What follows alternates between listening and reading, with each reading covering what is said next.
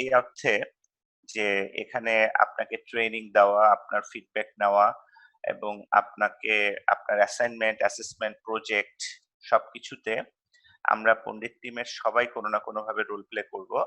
আমাদের প্রত্যেকেরই কিছু না কিছু দায়িত্ব আছে আমাদের থেকে। আমাদের যেমন সবচেয়ে গুরুত্বপূর্ণ রেসপনসিবিলিটিটা হলো যে আমরা আপনাদেরকে আম যে বিষয়গুলো নিয়ে আমাদের প্রমিস, সেই বিষয়গুলোকে আমাদের সাধ্যমত ভালোভাবে আপনাদের কাছে উপস্থাপন করা। অর্থাৎ আমাদের ট্রেনিংটাকে সাধ্যমত ভালোভাবে উপস্থাপন করাটা আমাদের দিক থেকে একটা গুরুত্বপূর্ণ দায়িত্ব বা গুরুত্বপূর্ণ প্রমিস।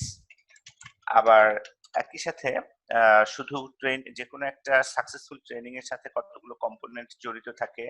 সেটা হচ্ছে আমরা আপনাদেরকে মাঝে, মাঝে কিছু কুইজ করা, কিছু অ্যাসাইনমেন্ট রাখা। আর এই ধরনের ট্রেনিং এর সবচাইতে গুরুত্বপূর্ণ জায়গাটা হলো প্রজেক্ট করা। তো ওই প্রজেক্ট গুলো করার সময় বিশেষভাবে প্রজেক্ট গুলো করার সময় আমাদের আপনাদেরকে আসলে আমাদের বিভিন্ন টিম মেম্বাররা হেল্প করবে। কারণ একজন ট্রেইনার পক্ষে সবার জন্য প্রজেক্ট গুলোকে একেবারে নীতি-গীতি লেভেলে ইভালুয়েট করা সেটা অনেক বড় একটা কাজে পরিণত হয়। তো সেক্ষেত্রে আমরা যারা বিভিন্ন ট্রেইনার আছি, আমাদের পুলে যারা বিভিন্ন ট্রেইনার রয়েছেন, সো আপনাদের অ্যাসাইনমেন্ট গুলোর সময় আপনাদেরকে আমরা আসলে কতগুলো গ্রুপে ভাগ করে ফেলবো। এটা আমাদের ইন্টারনাল গ্রুপ। সেই গ্রুপের একেকটা গ্রুপের দায়িত্বে একেকজন থাকবেন। এটা আমাদের ইন্টারনাল, এটা কোনো আলাদা ভিজিবল গ্রুপ নয়। তো তারা আপনাদের সাথে কমিউনিকেট করবে বা আপনারা যখন ফেসবুকে বিভিন্ন প্রবলেম পোস্ট করবেন, সেই প্রবলেম গুলোকে আমাদের ট্রেনাররা কেউ না কেউ আপনাদেরকে সেই প্রশ্নের উত্তর জানিয়ে আপনাকে হেল্প করতে চেষ্টা করবে।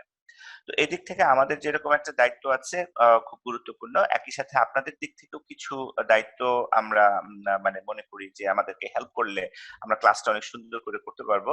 এটা একটা অনেক লম্বা জার্নি, খুব ছোট জার্নি না, আসলে বেশ বড় জার্নি। সেই জার্নিতে আপনাদের কোঅপারেশনটা খুবই গুরুত্বপূর্ণ এবং সেই কোঅপারেশন গুলোর মধ্যে একটা গুরুত্বপূর্ণ কোঅপারেশন হচ্ছে এই ভার্চুয়াল ক্লাস, যেটাতে আসলে আমরা সবাই নতুন অলমোস্ট। এই ভার্চুয়াল ক্লাসের কয়েকটা বিষয়কে আমরা অভ্যস্ত হয়ে যাওয়া, যেটা আমি জানি আমার প্রিভিয়াস এক্সপেরিয়েন্স থেকে যে আস্তে আস্তে তেমনি আমরা সবাই অভ্যস্ত হয়ে উঠবো। সেটার গুরুত্বপূর্ণ একটা বিষয় হলো যে আমরা এই যে যখন ক্লাস করছি, এই ক্লাস করতে করতে কোনো কিছুতে ক্লিক না করা। আম আ হ্যাঁ, তো যেটা হচ্ছে যে আমরা উম আ ক্লিক না করা, তাহলে হয় কি ওই দেখা যায় যে ক্লাসের মাঝে একটা ইন্টারাপশন হয়। দ্বিতীয়ত হচ্ছে যে অনেক সময় মাইক্রোফোন টাইম হয়তো আনমিউট হয়ে যায়। অনেক সময় এখানে ড্রইং বোর্ড আছে, ড্রইং বোর্ডে ক্লিক করার কারণে আঁকিবুকি চলে আসে। এই জিনিসগুলো আমরা জাস্ট আস্তে, আস্তে যদি নিজেরা একটু খেয়াল রাখি, সচেতন থাকি, ক্লাসটা আরো ইফেক্টিভ, আরো আ আরো আপনাদেরই ভাল লাগবে আরকি। হুম? আর তো সেটা আমি জানি যে আস্তে, আস্তে এগুলো চলে আসবে। তো মোটামুটি ওই বিষয়গুলোর দিকে একটু খেয়াল রাখা। আর সবচেয়ে গুরুত্বপূর্ণ যে অংশটা আপনাদের দায়িত্ব, সেটা হচ্ছে প্রশ্ন। কারণ টেকনোলজি নিয়ে কাজ করার সময় প্রশ্ন থাকবেই, প্রচুর প্রশ্ন থাকবে, থাকা উচিত আরকি।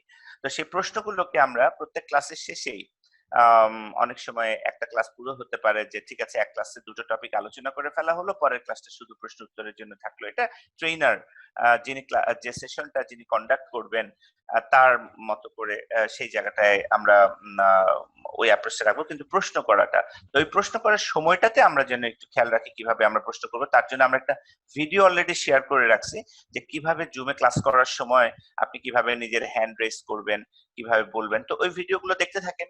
ভিডিওটা দেখতে থাকি এবং ক্লাস করার সময় সেই অভ্যাসটার দিকে খেয়াল রাখি। আস্তে, আস্তে আমরা অভ্যস্ত হয়ে উঠবো ভার্চুয়াল ক্লাস করার ক্ষেত্রে। তো আমি মোটামুটি চলে যাই আমাদের সেই আলোচনাটায়, যেটা আমাদের আসলে আজকের আলোচনার মূল জায়গা, যে আমাদের আম কোর্সের আউটলাইন সম্বন্ধে একটু ধারণা দেওয়া। কোর্সের আউটলাইনটা আসলে আমরা ১ম এ যদি পরিষ্কারভাবে আমাদের গোলটা ডিফাইন না থাকে, তাহলে আমরা তো অ্যাচিভ করাটা আমাদের জন্য ডিফিকাল্ট হয়ে যাবে। তো আমি এই টোটাল কোর্স নিয়ে আম আমাদের বেশ কিছু প্রশ্ন আছে অনেকেরই, আমি জানি। তো আমি কিছু জিনিস আমার দিক থেকে আমার মতো করে বলে নিচ্ছি শুরুতে। তারপর আপনারা আপনাদের সুবিধা মতো আমি যখন প্রশ্ন উত্তর করতে দিব, তখন আপনারা আপনাদের প্রশ্নগুলো করতে পারবেন। ১ম কথা হচ্ছে যে বেসিক্যালি এই কোর্সটা কাদের জন্য? এই কোর্সটার কম্পোনেন্ট গুলো কি? আপনারা অনেকেই দেখেই আসছেন, বাট তারপরে এটা নিয়ে একটা ব্যাপক প্রশ্ন রয়ে গেছে। কারণ প্রায় ১৮৬ ঘন্টার মতো একটা কোর্স আউটলাইন, মাত্র ২,০০০ টাকা। ফর এক্সাম্পল এই টাইপেরও কোশ্চেন আমি অনেক পেয়েছি।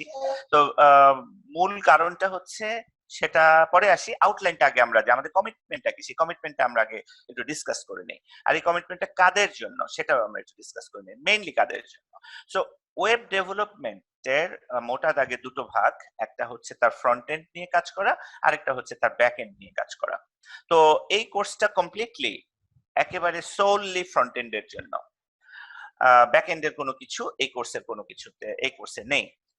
কেরিয়ারে যদি আপনি কোথাও জয়েন করতে চান, কেরিয়ারে বলতে এটাকে যদি কেরিয়ার হিসেবে নিতে চান, তারা তারা এটা এই কোর্সটা করার পর যে ধরনের জবে নিজেদেরকে অ্যাপ্লাই করতে পারবেন, মানে সাকসেসফুল কমপ্লিশন করার পর, সেটা হবে মডার্ন ফ্রন্ট এন্ড ডেভেলপমেন্ট, সেটা হইতে পারে modern JavaScript, modern web design and development. এই ধরনের যে ডেজিগনেশন গুলো হয়, আমরা জেনারেলি বলি ওয়েব ডিজাইন এন্ড ডেভেলপমেন্ট, এটা জেনারেলি বলি।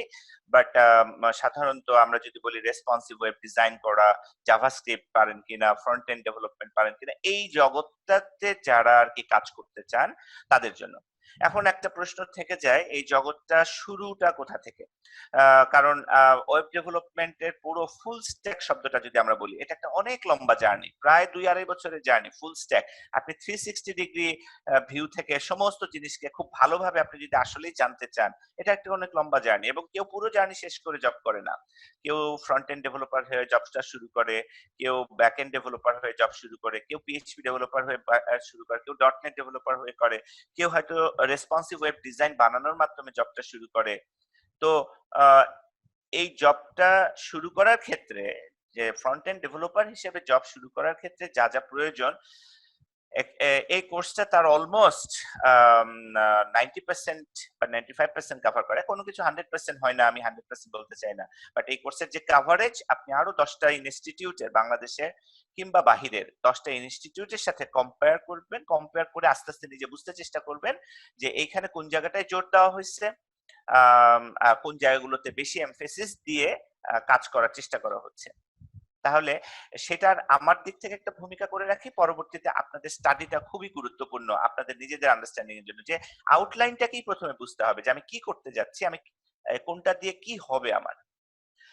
এবার এটার সাথে চলে আসে যে আচ্ছা কি করতে যাচ্ছি, সেটা হলো যে web design development fundamentals, HTML and CSS3, modern JavaScript using ECMAScript 6, তারপর responsive web design, web development using Bootstrap 4, progressive web application using Workbox। এখানে আমরা টোটাল 4টা কোর্সকে একসাথে করেছি। এর মধ্যে প্রথমটা HTML5 এবং CSS3, যেটা নরমালি একজন স্টুডেন্ট মনে করে স্বাভাবিকভাবে HTML CSS কি শিখবো, আসলে HTML CSS এ কি খুব বেশি কিছু আছে নাকি, এটা খুব ইজি জিনিস। হ্যাঁ, ইট ইজ 100% ট্রু। কোনো কিছু আসলে খুব কঠিন কিছু না, ইটস অল অ্যাবাউট প্র্যাকটিস। তো HTML CSS কেন, সবকিছুই আসলে নিজে পড়ে পড়ে শেখার মতো। তারপরে একটা গাইডেন্স বা মেন্টরের আন্ডারে ক্লাসটা করলে যেটা হয়, সেই জায়গাটা থেকে আপনি তখন কুইকলি বুঝতে পারেন কোন জায়গায় আপনার মনোযোগটা একটু বেশি দেওয়া দরকার পড়ে, আর কোন জায়গাটায় হয়তো মনোযোগটা একটু পরে দিলেও চলবে। তো এই HTML5 এবং CSS3 আমাদের যে প্রথম যে কোর্সটা, এই কোর্সটা আসলে ওয়েব ডেভেলপমেন্টের ফান্ডামেন্টাল। শুধু ওয়েব ডেভেলপমেন্ট না, মডার্ন সফটওয়্যার ডেভেলপমেন্টে আপনি যে জায়গাতেই হাত দেন না কেন, মোবাইল অ্যাপ ডেভেলপ করেন, যাই করেন, সবকিছুতেই এটার কোনো না কোনো রোল প্লে করার জায়গা আপনি দেখতে পাবেন। তো সেই জন্য আমরা যদিও HTML CSS খুব সিম্পল, খুব সহজ, সন্দেহ নাই, বাট এটার ভিতরে আসলেই অনেক কিছু প্র্যাকটিস করার রয়েছে, অনেক কিছু জানার রয়েছে। সেই জায়গাগুলো আমরা যেন একটু মনোযোগ দিয়ে জানতে চেষ্টা করি, এবং মনে না করি যে এটা তো খুব সিম্পল, অত মনোযোগ না দিলেও চলবে, এটা আমি বুঝে ফেলছি। এটাতে আসলে খুব গুরুত্ব দিতে হবে, কারণ এটা হচ্ছে আমাদের ফাউন্ডেশনের অংশ। এখানে আমরা যখন শিখবো, এই শিখার ক্ষেত্রে আমাদের এটা মোটামুটি HTML syntax, page structure, history, syntax, page structure, typography, font ইত্যাদি নিয়ে, টেবিল কিভাবে করতে হয়, লিস্ট নিয়ে কিভাবে কাজ করতে হয়, অনলাইন ফর্ম ডাটা নেওয়া কিভাবে কাজ করতে হয়। কারণ অনলাইনে আসলে আমরা যত কিছু করি, আপনি অনলাইনে যাই করি আমরা, তার সবকিছুকে দুটো ভাগে ভাগ করা যায়। একটা হচ্ছে ডাটা দেয়া, আরেকটা হচ্ছে ডাটা নেয়া। তো এই নেয়ার কাজটার ক্ষেত্রে ফর্ম, আরেকটা হলো দেওয়ার ক্ষেত্রে, আর ডাটা দেখার ক্ষেত্রে আমরা টেবুলার ফরম্যাটে দেখি, লিস্ট ফরম্যাটে দেখি, HTML5 সিমেন্টিক এলিমেন্টস, কিছু এলিমেন্টস আছে সেগুলো সম্বন্ধে আমরা জানবো, হাইপারলিংক সম্বন্ধে আমরা দেখবো। তো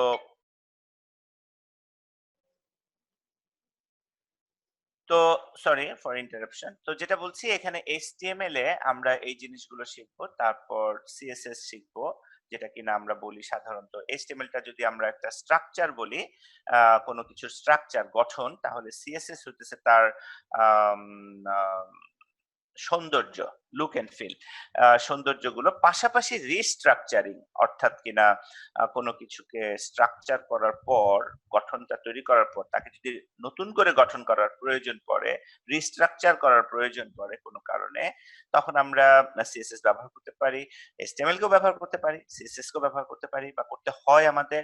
আর তার সাথে সিএসএস দিয়ে আমরা লুক এন্ড ফিল, সৌন্দর্যটাকে হ্যান্ডেল করি। তার মানে আহ যদি আমি বলি যে কঙ্কাল আর হলো HTML, স্ট্রাকচার হলো HTML, কাঠামোটা HTML, CSS টা হচ্ছে সেটাকে আবরণ দিয়ে একটা প্রেজেন্টেবল কোথাও নিয়ে যাওয়া। তার সাথে সিএসএস এমনও কিছু কাজ করে, অ্যানিমেশন করার জন্য একটা সময় অ্যাকশন স্ক্রিপ্ট ছিল, অ্যানিমেশন করার জন্য একটা সময় জাভাস্ক্রিপ্ট দিয়ে আমরা করি, এখনো করি, অবশ্যই জাভাস্ক্রিপ্ট ছাড়া অ্যানিমেশন হবে না এখনো। আর কিন্তু CSS3 থেকেও কিছু অ্যানিমেশন করা যায়, ট্রানজিশন করা যায়। তো তার কিছু বেসিক আছে, বেসিক্স বলতে তার কিছু গ্রামার আছে। গ্রামারটা হচ্ছে বক্স মডেল হচ্ছে তার গ্রামার।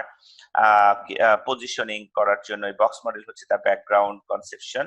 তারপর সিএসএস বক্স সাইজিং, সেটা কিছু বিষয়, সিএসএস ডাইমেনশন, সিএসএস ইউনিট, আমরা যে ধরেন কোনো আমরা বলি যে এত পিক্সেল কিংবা বিভিন্ন ধরনের ইউনিটস নিয়ে আমাদের কাজ করতে হয়। এবং আপনি বিভিন্ন জায়গায় বিভিন্ন ওয়েব ডেভেলপমেন্ট কোর্স দেখবেন, কিন্তু ইউনিট, মিডিয়া টাইপস এগুলো নিয়ে একটু ডিটেইলে আমাদের ক্ষেত্রে আমরা একটু আলোচনা করব। সেটার কারণ হচ্ছে এই জায়গাগুলো আসলে পরবর্তীতে খুবই প্রয়োজন পড়ে। কনসেপশনটা ক্লিয়ার না থাকলে এই জায়গাগুলোতে হ্যান্ডেল করা, ট্রাবল শুটিং করাটা প্রবলেমেটিক হয়ে ওঠে। তারপর গ্রিড লেআউট যখন সময় আসবে আমরা বুঝবো, সিএসএস ভ্যালিডেশন, কোড এডিটরস ইত্যাদি। তাহলে আমাদের প্রথম কোর্সটা আসলে কি? প্রথম কোর্সটা আসলে এই প্রথম কোর্সটা শেষ হওয়ার পর আপনার এক্সিট পয়েন্ট কি? আপনি কোথায় নিজেকে দেখতে পাবেন? আপনি কি কি করতে পারবেন? আপনি প্রথম অংশটা শেষ করার পর আসলে আপনি যেটা পারবেন সেটা হচ্ছে যে যেকোনো ওয়েব পেজ বানাতে পারবেন। হ্যাঁ, যেকোনো শব্দটা বললাম ঠিকই, কিন্তু এই যেকোনো কাজটা করার আর যে ভেতরের ডেপথ লেভেলটা, যেটা একটা ফাইন টিউনড ওয়েবসাইট করাটা, সেটার ক্ষেত্রে হয়তো কিছু ঘাটতি থেকে যাবে, বা সেটার জন্য যে পরিমাণ নলেজ আমাদের প্রয়োজন পড়বে অতদূর নলেজে আমরা যাব না। তার কারণ হলো যে তার অনেক কিছু আমাদের এইখানটা এসে কভার হবে, responsive web development using bootstrap. কিন্তু আমি যদি বলি যে কোনো একটা ওয়েবসাইট বানানো, আপনি কি পারবেন? আপনি 100% যে কোনো একটা ওয়েবসাইট আপনি বানাতে পারবেন। কোন অর্থে সেটা একটু আমরা বুঝতে চেষ্টা করি, আমাদের স্কোপটা বুঝতে চেষ্টা করি যে HTML CSS এর স্কোপটা কতটুকু। ধরেন আমি যদি পন্ডিত.com ওয়েবসাইটটার কথাই বলি, এই ওয়েবসাইটের ভেতরে এবং বাহিরে কি আছে? এই ওয়েবসাইটের এই যে আমরা এখানে একটা ফন্ট দেখতে পাচ্ছি, কালার দেখতে পাচ্ছি, এটার পিছনে কিছু স্ট্রাকচার দেখতে পাচ্ছি। আমি যদি পেজের সোর্সটা দেখি, এখানে কিছু ট্যাগ এরকম হাবিজাবি কিছু না কিছু জিনিস দেখতে পাচ্ছি, দেখতে হাবিজাবি লাগছে, লিস্ট আইটেম বা এরকম কিছু আমাদের চোখে পড়ছে। এই যে জিনিসগুলো আমরা দেখতে পাচ্ছি, এই জিনিসগুলো যেটা আমাদের কাছে এখন হাবিজাবি বা হিজিবিজি মনে হচ্ছে, এই হিজিবিজি জিনিসগুলো আপনার কাছে অর্থবহ হয়ে উঠবে। অর্থাৎ আপনি এটাকে বুঝতে পারবেন, আপনি এটা বুঝবেন এটা কি, এই জিনিসটা কি, এই জিনিসটা কি কাজ করছে, এই জিনিসটা এখানে এরকম থাকার কারণে ফ্রন্ট এন্ড কেমন দেখাচ্ছে, এই বিষয়গুলো আপনি তখন আহ, ধরতে পারবেন। অর্থাৎ আমরা ওয়েব ডিজাইনের যে গ্রামারটা, সেই গ্রামারটা এখানটায় আসলে শিখে উঠবো। তো গ্রামার শেখার পরপরই তো আসলে সাহিত্যিক হওয়া যায় না, তাই না? সাহিত্যিক হইতে গেলে কিছু বই পড়তে হয়, অন্যদের লেখা পড়তে হয়, অন্যের কাজগুলা দেখতে হয়। তারপর দিনে, দিনে আপনি আরো ১০ টা কবিতা পড়লে মানে বাইবন, রবীন্দ্রনাথ ঠাকুর বা কাজী নজরুল ইসলামের কথা বাদ দিচ্ছি। মানে আমরা অনেকেই ওই যে বলে না যে অনেকেই কবি কি যেন সকলেই কবি নয়, কেউ, কেউ কবি। ওই কেউ, কেউ কবিদের কথা বাদ দেই। কিন্তু আমরা যারা মনে করেন ১০ টা কবিতা পড়ে যদি একটা কবিতা লিখতে চাই কোন রকম টাইনা টুনে, তো ওই টাইপের কাজটা আমরা তখন গ্রামারটা শিখতে পারবো আরকি। সেই গ্রামারটা শেখার কাজ আমাদেরকে এই কোর্স, আমাদের কোর্সটার এই আউটলাইনটা হেল্প করবে। যে গ্রামারটা শেখার পর যখন আমি অন্য সাহিত্যিকের সাহিত্য পড়বো, অন্যের কাজগুলো দেখতে শুরু করব, অন্যের কাজগুলোকে ব্যবহার করতে শুরু করব, সবকিছু মিলিয়ে আমারটাও তখন আরেকটা কবিতা হয়ে উঠবে। সো এই যে আমাদের আম HTML এবং CSS এইটা শেখার জন্য আমার রেডিনেস কি? আমাকে কতটুকু রেডি হইতে হবে? আমার এর আগে কি জানা থাকতে হবে? প্রিরিকুইজিট কি? অ্যাজ এ স্টুডেন্ট আমি এটা কোথা থেকে শুরু করতে পারবো? এটা একটা খুব গুরুত্বপূর্ণ প্রশ্ন। তো সেই প্রশ্নকে কেন্দ্র করে উত্তরটা হলো এই আউটলাইনটা বেসিক্যালি শুধু এই আউটলাইন না, HTML CSS সবার জন্য। ইভেন HTML CSS সবার জন্য আমরা যদি বলি যে কত বছর বয়সের জন্য? আমি আপনাকে একটা কত বছর বয়সে একটা পার্সন এস্টিমেট শিখতে পারা উচিত? আমি একটু অন্য একটা জিনিস থেকে বলি। আওয়ার অফ কোড যেটা বলা হয় যে বেসিক্যালি কোডিং শেখানোর একটা জায়গা। এই আওয়ার অফ কোডে একটা বাক্য ছিল। সে বাক্যটা কি আছে কিনা আমি একটু চেক করে দেখি। না, বাক্যটা এখন নাই। আম এটা হচ্ছে প্রোগ্রামিং শেখানোর জন্য। কেমন? সো দেখি তো বাক্যটা অন্য কোনো দিক নিয়ে গেছে কিনা। আচ্ছা নাই। ওখানে এক জায়গায় লেখা ছিল আওয়ার অফ কোড হচ্ছে ৪ বছর বয়স থেকে ১০৪ বছর বয়স পর্যন্ত। অর্থাৎ কিনা ৪ বছর বয়সের একজন পার্সন থেকে ১০৪ বছর বয়স পর্যন্ত সবাই আসলে কোডিং শেখা উচিত। যেটা যে মার্ক জুকারবার্গ তারও একটা বলা ছিল যে আমরা অঙ্ক শিখি, ইংরেজি শিখি, আ আ মানে ল্যাঙ্গুয়েজ শিখি, কিন্তু আমরা কোডিংটাও শিখি না। বাট আমাদেরকে কোডিংটা শিখতে হবে এবং তার জন্য কি করতে হবে যে আমাদের কোডিংটা ছোটবেলায় একটা বাচ্চাকে যেরকম প্রতিটা কম্পোনেন্ট শেখানো হয়, একটা বাচ্চাকে সেরকম একটা কোডিংও শেখা উচিত। কারণ কোডিং শুধু আপনি দিন শেষে প্রোগ্রামার হবেন সেই জন্য না। কোডিং বেসিক্যালি আপনাকে প্রবলেম সলভিং এ আন্ডারস্ট্যান্ডিং দিবে।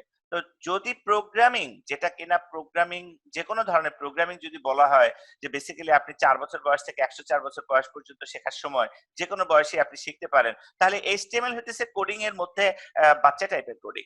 তাহলে এটা কার জন্য হইতে পারে? তাহলে এটা বেসিক্যালি সবার জন্য। অর্থাৎ এটা যে কেউ শিখতে পারে, নিজে নিজে পড়ে শিখতে পারে। আমাদের এসএসসি এর বইতেও মনে হয় এটা এসএসসি বা এইচএসসি এর বইতেও এটাকে এড করা হইছে। কারণ এই যে আসলে অঙ্ক, ইংরেজি এগুলো শেখার মতো এটাও একটা টুল এখন। যেই টুলটা আসলে আমার আপনার কিছু হইলেও জানতে হবে। সো এটা যে আসলে কেরিয়ারে নেবেন তার জন্য না। এটা আপনার মানে আ মানে obvious একটা পার্ট যেটা আপনার আমার সবার শেখা উচিত। তাহলে এই জায়গাটা হলো HTML এবং CSS। হ্যাঁ, হয়তোবা কেরিয়ার হিসেবে না নিলে আপনি সেই ইন ডেপথ এ যাওয়ার দরকার নাই। কিন্তু অন্ততপক্ষে যেকোনো একটা ওয়েব পেজ খুললে এই যে সোর্স কোডটা আপনি দেখছেন, এই কোডটা যেন আপনার কাছে হিজিবিজি মনে না হয়, সেই কনসেপশন টুকু অন্তত বা সেই আন্ডারস্ট্যান্ডিং টুকু অন্তত সবার থাকা দরকার। কাজে কার প্রয়োজন সেটা বুঝতেই পারতেছেন। কে রেডি সেটাও তাহলে বুঝতে পারতেছেন। যে সরাসরি শেখার জন্য যেমন রেডিনেস এর প্রয়োজন পড়ে না, ঠিক সেরকম ভাবে এইটা শেখারও সেরকম কোনো রেডিনেস এর প্রয়োজন নাই। যেকোনো অবস্থা থেকে আমরা এটাকে শিখতে পারি। সো এই জায়গাটুকু হলো আমাদের HTML এবং CSS সম্পর্কিত আলোচনা। আমি পরেরটায় যাওয়ার আগে HTML এবং CSS সম্পর্কিত কারো যদি কোনো প্রশ্ন থাকে আমি ৫ মিনিট আ বা ১০ মিনিট হাইয়েস্ট প্রশ্ন নিতে পারি। যখন কেউ প্রশ্ন করবেন একটু বলে নেই, আমরা আসলে সবাই সবার সাথে পরিচিত হতে চাই। আ কারণ আমাদের এটা লম্বা জার্নি, শুধু জার্নিটা যে আসলে কোর্স পর্যন্ত তা নয়, সেগুলো আস্তে, আস্তে আমরা বিভিন্ন সময় শেয়ার করব। তো আমাদের এই জার্নিতে আমরা একজন আরেকজনের সাথে আসলে একদিনে পরিচিত হতে পারবো না। তো সেজন্য যখনই কেউ প্রশ্ন করব, একবারেও পরিচিত হতে পারবো না। যখনই কেউ প্রশ্ন করব, একটু আমরা বলে নিব আমার নাম কি? আমি আ এক বাক্যে আমি এখন কি করছি? তার সাথে যদি আরেকটা বাক্য আপনার ইচ্ছা থাকে কেন এটা করছেন বা সেটা আপনার ইচ্ছা বাট এট লিস্ট আপনার নামটা কি, আপনি কোথা থেকে ক্লাসটা করছেন, এবং তারপর আপনার প্রশ্নটা যদি করেন, এভাবে আমরা আস্তে আস্তে একটা কমিউনিটিতে পরিণত হতে পারবো যারা আমরা একজন আরেকজনকে চিনবো। হ্যাঁ, সো এইচটিএমএল এর এই আলোচনার সাপেক্ষে কারো যদি কোনো প্রশ্ন থাকে কাইন্ডলি করতে পারেন। প্রশ্ন করার আগে আপনার মাইক্রোফোনটা আনমিউট করে নেবেন এবং প্রশ্নটা শেষ করে মাইক্রোফোনটা আবার মিউট করে দেবেন। সো কারো কোনো প্রশ্ন নেই। তার আগে একটা জিনিস, কয়েকটা জিনিস আবার একটু রিপিট করি। হ্যাঁ, লাইলা নাসিফা রহমান, জি প্লিজ আপনি মাইক্রোফোন আনমিউট করে প্রশ্নটা করতে পারেন। আপনার ডান পাশে যে মাইক্রোফোনটা রয়েছে মিউট করা, লাল ক্রস চিহ্ন দেওয়া, সেটাকে আপনি আনমিউট করতে পারবেন। সাকিব একটা প্রশ্ন করছেন, ক্লাস কি রেকর্ড হচ্ছে কিনা? হ্যাঁ, ক্লাস রেকর্ড হচ্ছে। আপনারা আজকে ক্লাস রেকর্ডেড সেশন গুলো পাবেন। কখনো কখনো সাথে সাথে পাবেন, মোস্ট কেসেস সাথে সাথে পাবেন। কিছু কিছু ক্ষেত্রে আপনারা হয়তো সাথে সাথে বলতে মানে আধা ঘন্টা পরে নয়, সাথে সাথে বলতে পরের ক্লাসের আগেই পাবেন। আর কিছু কিছু ক্ষেত্রে আপনারা হয়তো পরে পাবেন। কিন্তু সবগুলো রেকর্ড আপনাদেরকে আমাদের একটা ড্যাশবোর্ডের আমাদের অ্যাক্সেস আছে, আপনারা অ্যাক্সেস পেয়ে গেছেন অলরেডি, যেটা আপনাদেরকে পরে দেখিয়ে দেওয়া হবে, তখন আপনারা সেখান থেকে রেকর্ডটা পেয়ে যাবেন। আসসালামু আলাইকুম। জি, ওয়ালাইকুম আসসালাম। আমি জ্ঞান হোসেন জুয়েল বলছি। আমি একটি প্রাইভেট জবে আছি, আর পাশাপাশি ওয়েব ডেভেলপমেন্ট কাজ করার ইচ্ছা আর কি, এই জন্য আমি আসলে এই কোর্সে অংশগ্রহণ করেছি। আমার একটা কোশ্চেন ছিল, হয়তো বা বেসিক লেভেল কোশ্চেন, তারপরে করা।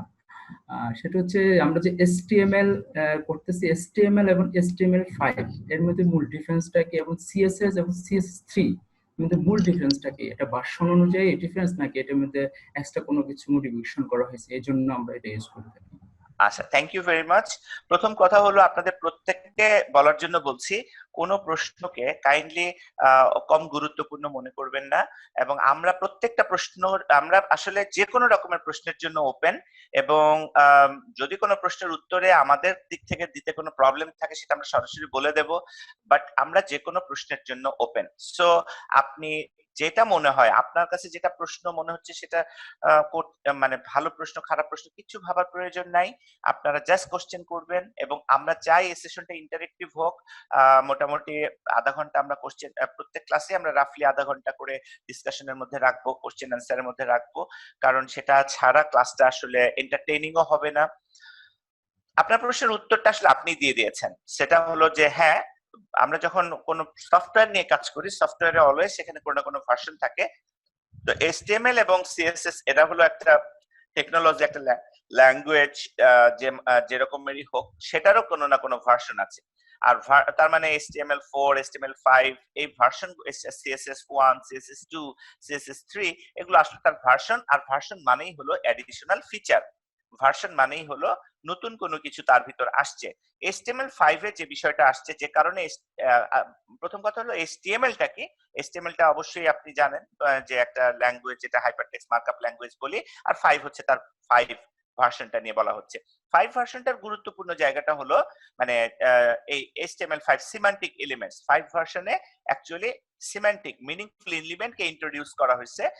সেটাই HTML5 তার HTML পূর্ব ভার্সন থেকে ডিফারেন্স তার। তো সেটা কি, আমরা যখন এই ক্লাসটা করব তখন সেটা আমরা জানতে পারবো।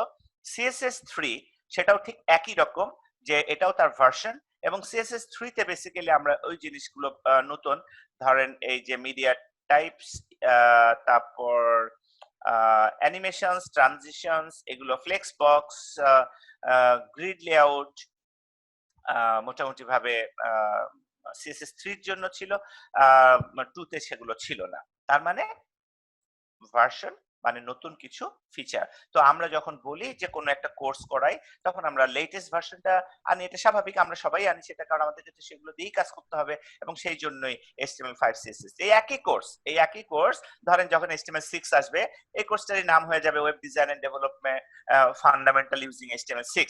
তখন কি হবে, এই সবই থাকবে, সাথে হয়তো দেখা যাবে যে HTML6 এর নতুন কি আছে সেটা অ্যাড হয়ে গেছে।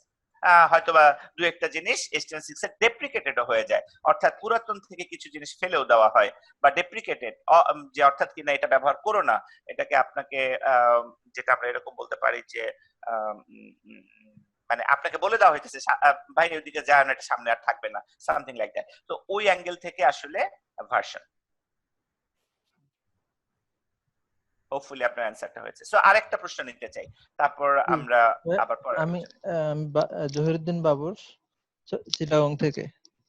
জি, সালাম আলাইকুম বাবর ভাই। আপনি যেটা করেন, আপনার মাইক্রোফোনের পাশে একটা আইকন আছে মোর, ওটা ক্লিক করেন, ওখানে দেখেন রিনেম আছে, তাহলে আপনার ল্যাপটপের নামটার জায়গায় আপনাকে আমরা দেখতে পাবো, আপনার নামটা আচ্ছা দেখতে পাবো। আচ্ছা, আমি ওটা ডাউনলোড করে সরাসরি করছি তো, ওই জন্য ওটা এডিট করার সুযোগ পাই নাই, টাইমও পাই নাই। আর সেটা হচ্ছে, আমার প্রশ্নটা হচ্ছে যে এখানে আপনি বলছেন যে HTML5 হচ্ছে হয়তো কিছু অ্যাড হলে বা সামথিং কিছু ডিলিট করে দিলে, কিন্তু আমি যে প্রশ্নটা করতে চাই সেটা হচ্ছে, ধরেন HTML1 ভার্সন, সেখানে যে রুলস রেগুলেশন বা সিস্টেম গুলা আছে, সেটা কি HTML5 এ কোনো কিছু পরিবর্তন হয় বা নিয়মের কোনো কিছু এদিক এদিক হয়, বা এটা এভাবে লেখে HTML5 এ গিয়ে হয়তো দেখা যায় যে সেটা অন্যভাবে না করলে এটা হচ্ছে না, এই ধরনের কোনো ব্যাপার কি হয়? হ্যাঁ, মানে বিষয়টা হলো যে আমি আসতেছি আপনার কথার স্পেসিফিক অ্যান্সারে। প্রথম কথাটা হলো, যখন একটা ভার্সন আপগ্রেড হয় তখন যেকোনো কিছু চেঞ্জই আসতে পারে। ইন জেনারেল আমি পুরো আপসাইড ডাউনও করে দিতে পারি, 100% চেঞ্জও করে ফেলতে পারি, যারা টেকনোলজি লিডার্স আছেন, যারা এইগুলো জিনিসকে ড্রাইভ দিচ্ছেন। কিন্তু যখন এরকম 100% চেঞ্জ হয়ে যাবে বা এরকম ঘটনা ঘটে, এটার অ্যাডাপ্টিভিটি তখন তত কমে যায়। মানে কি হয়, মানুষ তখন এটা অত দ্রুত গ্রহণ করে না, আর ইউজাররা তখন এটাকে নিয়ে কমফোর্ট ফিল করে না, এত চেঞ্জ, এত কিছু পুরো চেঞ্জ হয়ে যায়, এরকমের একটা বিষয় থাকে। কিন্তু থিওরিটিক্যালি একটা ভার্সন চেঞ্জ মানে সেখানে যে কোনো কিছুই হইতে পারে। আপনার ট্যাগ অ্যাঙ্গেল ব্র্যাকেট দিয়ে না করে ট্যাগ হয়তো বা দেখা যাবে যে ঠিক আছে অন্য কিছু দিয়ে দিয়ে দিল, সেটাকে আনএক্সপেক্টেড বলা যাবে না, বা মানে সেটাকে বলবো না যে মানে এটা হবে না সেটা বলা যাবে না। কিন্তু সেটা হয় না, কেন হয় না? আমি যদি সব চেঞ্জ করে ফেলি, তাহলে এই যে ধরেন HTML5 এর ইঞ্জিনটা কে, HTML5 কে পড়ে?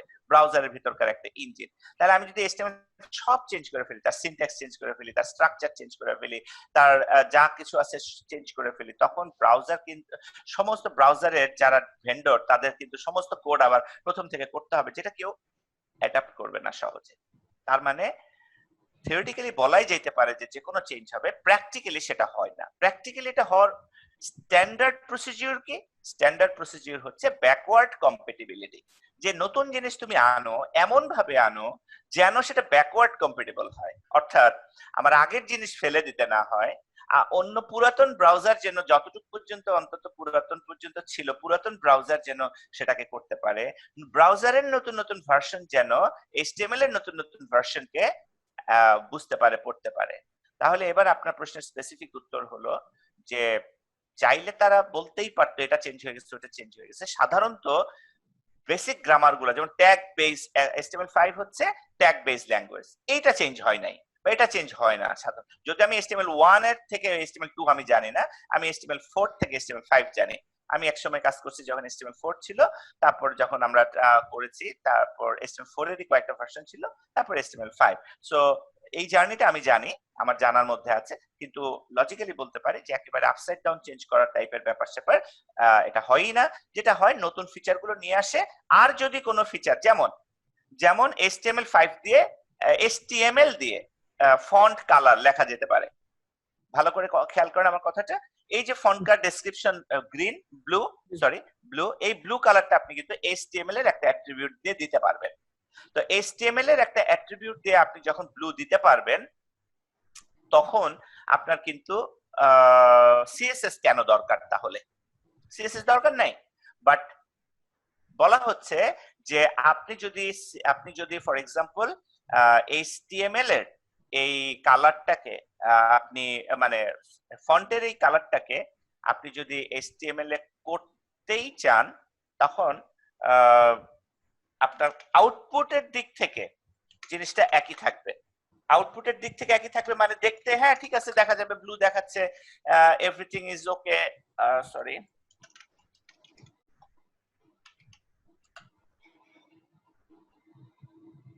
কিন্তু আপনি ভ্যালিডেশন সার্ভিসে বসে যখন সেই এসটিএমএলটা লিখবেন তখন সে বলবে কি এটা ইনভ্যালিড। যেমন আমরা যখন এসটিএমএল করব আমরা এই ভ্যালিডেশন টুলটা ব্যবহার করব এবং ভ্যালিডেশন টুল ব্যবহার করে দেখব যে আমাদের কোডটা ভ্যালিড কি ভ্যালিড না, এবং আমাদের কোড ভ্যালিড কি ভ্যালিড না সেটাও আবার আমাদের কতগুলো বিষয় আছে যে ধরেন এখানে বিভিন্ন ধরনের আমাদের যেমন আমি বলে দিতে পারি যেটা কি HTML4 এ ভ্যালিড কিনা, এটা XHTML 1.0 তে ভ্যালিড কিনা, কিংবা এটা আমাদের HTML5 এ ভ্যালিড কিনা। এই যে HTML এর বিভিন্ন ভার্সন বিভিন্ন সময় ছিল, HTML5 আছে, এটা এখনো বলতেছে এটা এক্সপেরিমেন্টাল। XHTML এর বিভিন্ন রকমের XHTML এর ভার্সন আছে যেটা HTML5 এর আগে ছিল XHTML, যেটা আমরা এখনো আমাদের ক্লাসে আমরা এটাও ছোট করে আলোচনা করব। HTML এর এখানে কতগুলো ভার্সন দেখেন, 2 থেকে শুরু, 2, 3.2 ইত্যাদি ইত্যাদি, অর্থাৎ অনেক ভার্সন। তার ভার্সনের সাথে মিলিয়ে আমি বলতে পারি যে বলতো আমি এই ভার্সনে কম্প্যাটেবল কিনা আমার কোডটা, ও আমাকে ভার্সন করে দিবে। তা আমরা নরমালি কি করব, আমরা বলবো আমার কোডটা HTML5 এর সাথে কম্প্যাটেবল কিনা। যখন HTML5 এর সাথে কম্প্যাটেবল হবে তার মানে আপনি বর্তমান স্ট্যান্ডার্ডের সাথে আপনার কোড কম্প্যাটেবল হলো, এবং আমরা নিজেরা যাচাই করব আমাদের কোডকে, কারণ যাচাই না করলে আমরা বুঝবো কিভাবে আমি ভুল লিখলাম কিনা। তো এই যাচাই করার সময় টুলটা আমরা ব্যবহার করব। তো আপনার কথাটাই আবার যদি আমরা একটু চলে আসি, অর্থাৎ আমাদের একটা ভার্সন থেকে আরেকটা ভার্সনে অনেক কিছু সরি আমি একটা কথা লিংক হারিয়ে ফেলেছি, আবার রিপিট করছি। ওই যে কথাটা বলছিলাম যে HTML এর কালার, ফন্টের কালার ব্লু, এটা আমি HTML দিয়ে দিতে পারবো, কিন্তু যখন আমি এই ভ্যালিডেটরে বসাবো তখন সে বলবে তুমি ফন্ট কালার ব্যবহার করছো, তোমার ওয়েবসাইটে আমি কোনো কমপ্লেন, তোমার ওয়েবসাইট আউটপুট দেখাবে, ওয়েবসাইটে ব্লু দেখাবে, তাতে কোনো সন্দেহ নাই। কিন্তু তুমি যদি বলো তোমার HTML ভ্যালিড কিনা, আমি বলবো ভ্যালিড না, কারণ এই ফন্ট কালার ব্যবহার করাটা ডেপ্রিকেটেড, অপছন্দনীয়, এটাকে আমরা চাই না, তুমি এটা ব্যবহার করে এটা আমরা চাই না।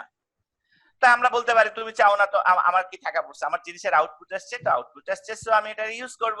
তখন গুগল কি করবে, আপনি র্যাঙ্কিং পাবেন না, কারণ গুগল যখন আপনার ওয়েবসাইটে আসবে তার ক্রলার যখন দেখবে আপনি স্ট্যান্ডার্ডের বাইরের জিনিস ব্যবহার করছেন, সে বলবে এই ওয়েবসাইট স্ট্যান্ডার্ড ফলো করে নাই, তার মানে ওর নিজেরই কোনো স্ট্যান্ডার্ড নাই, তো ওটা বাদ, এটা আমার র্যাঙ্কিং এ আনবো না।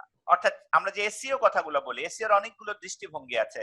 টেকনিক্যাল এসইও যদি বলি তখন আপনার সাইটটা মার খেয়ে যাবে, যে এখন আপনি ডেপ্রিকেটেড জিনিস ব্যবহার করবেন। তো যখন আপনি আপডেটেড জিনিস ব্যবহার করবেন তখন সেটা আপনার কোডটাকে মানে অ্যাপ্রুভ করবে সবাই, এবং সেটার রিজন গুলো আমরা দিনে দিনে আসলে ভালো করে বুঝতে শুরু করব।